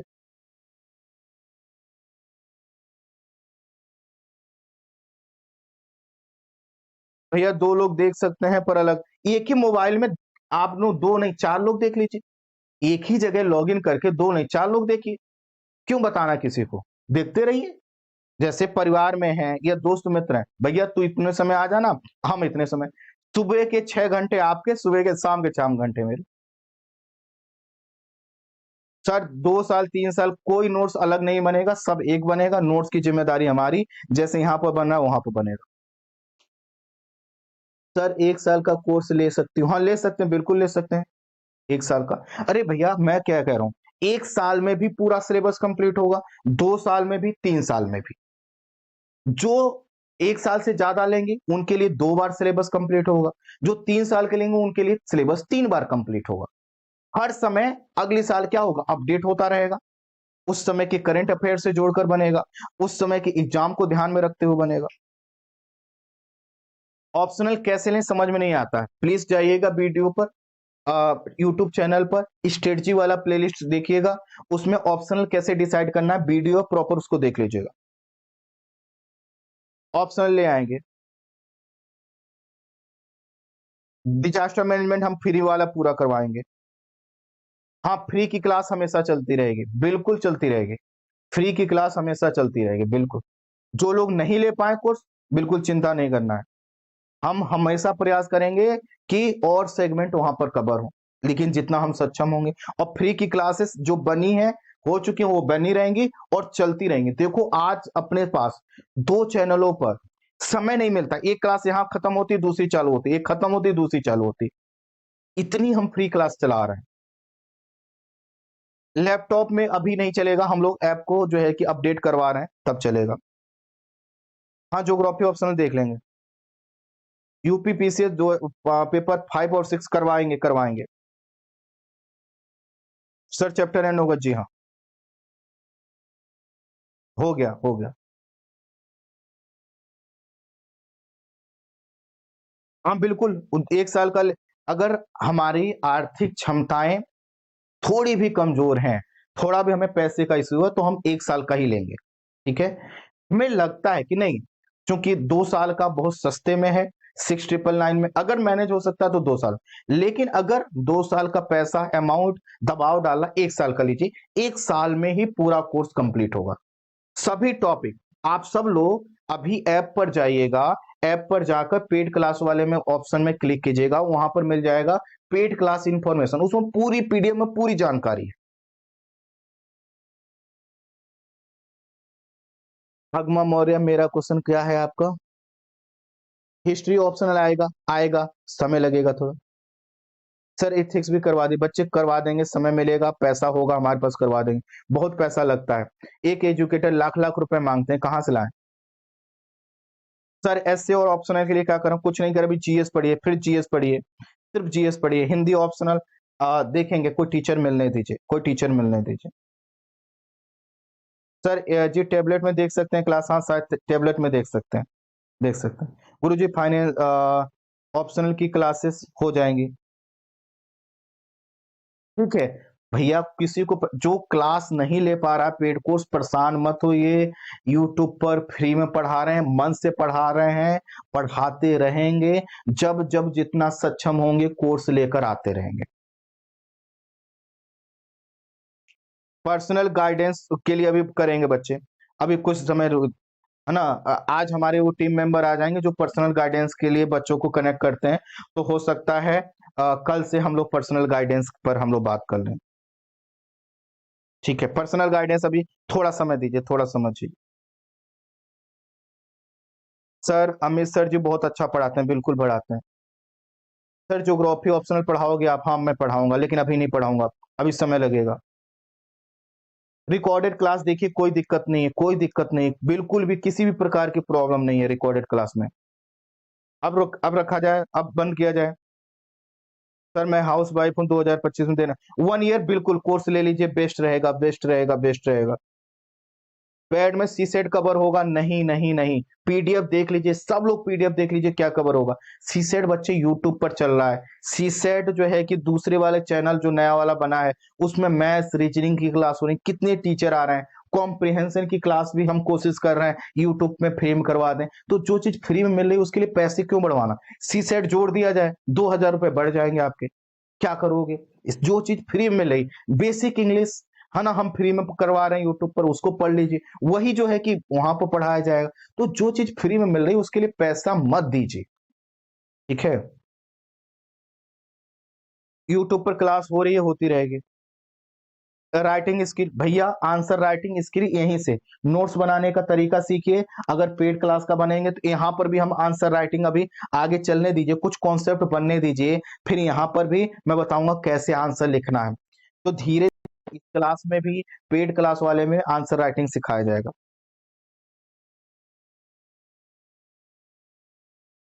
नहीं, कोर्स खत्म होने के बाद ना तो आप क्लास देख पाएंगे, ना ही लाइव देख पाएंगे। कोर्स की वैलिडिटी खत्म, मतलब खत्म, ठीक है। इसीलिए मैं कहता हूं कि कम से कम सक्षम है तो कम से कम 2 साल का लीजिए, जिससे एक बार में कोई चीज छूट जाए ना, कवर हो पाए। और ध्यान दीजिएगा कि आपके पास बहुत समय होता है।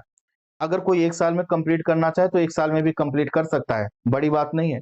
भाई डेली 3 घंटे 4 घंटे की क्लास होगी, आप 3 4 घंटे दे लीजिए, किसी दिन छूट जाता है अगले दिन निपटा दीजिए। और डेली क्लास तो होगी नहीं, संडे की तो छुट्टी होगी, तीज त्योहार की तो छुट्टी होगी। हाँ बिल्कुल बिल्कुल। चलिए अभी इतना ही रखते हैं, इसके आगे कल देखेंगे। सर 2 साल का नहीं ले सकते, 1 ईयर का लीजिए, 1 ईयर का लीजिए, 1 ईयर का लीजिए। सर सी टेस्ट सीरीज में 2 से 3 क्वेश्चन समझ में नहीं आ रहे, क्या करें? मैं उसको डिस्कस करूंगा, मैं उसको डिस्कस करूंगा। सर ऑप्शनल बैच कब लाओगे? कम से कम 4 महीने में, कम से कम 4 महीने, 3 से 4 महीने में। पहले ये प्रीलिम्स हो जाएगा उसके बाद, ताकि सभी को लेकर चल सकें। हाँ बिल्कुल प्रिया जी, आप कर लीजिएगा पर्सनल गाइडेंस। हमारे एक टीम मेंबर हैं, उनको आ जाने दीजिए, हम लोग कर लेंगे।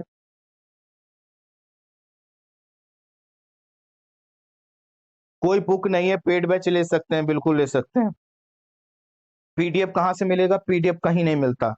आप इस एनसीईआरटी बैच का पहला क्लास देख लीजिएगा, उसमें बताया गया है कैसे नोट्स बनाना। हम पीडीएफ पे भरोसा नहीं करते, मैं कसम खा के कह सकता हूँ बच्चे, पीडीएफ से मत पढ़िए, सिलेक्शन नहीं होगा। यहाँ पर आप ही के साथ भाई बहन पढ़ रहे हैं, पूछ लीजिए कितना शानदार नोट्स बना रहे हैं। पीडीएफ से कभी भी सिलेक्शन नहीं हो सकता। पीडीएफ कलेक्टर नहीं बनना है, डिस्ट्रिक्ट कलेक्टर बनना है। चलिए आप सब लोग इस नंबर पर अपना वीडियो भेज सकते हैं, 25 से 30 सेकंड का, है ना। और भेज दीजिएगा, अभी भेज दीजिएगा। तो हम लोग इस वीडियो को 5 बजे डालेंगे।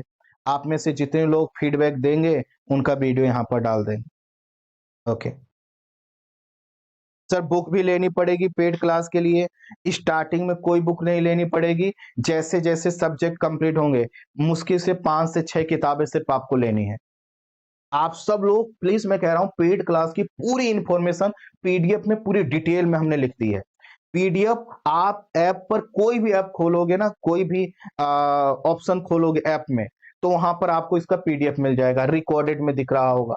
हमने टेलीग्राम पर भी डाल दिया है, व्हाट्सएप चैनल पर भी डाल दिया है, फिर से डाल देंगे, पूरा उसमें जानकारी है। सर ऑप्शनल किस सब्जेक्ट के लाओगे? जो जो सब्जेक्ट के टीचर मिलेंगे वह लाएंगे। अभी हम कुछ भी वादा करने की कंडीशन में नहीं है।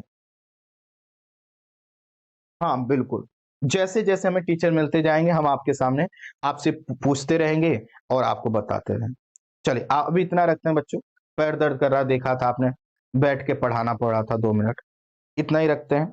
किसी का प्रश्न हो तो कल हमें मुझे बताइएगा, ठीक है? Thank you so much, thank you so much.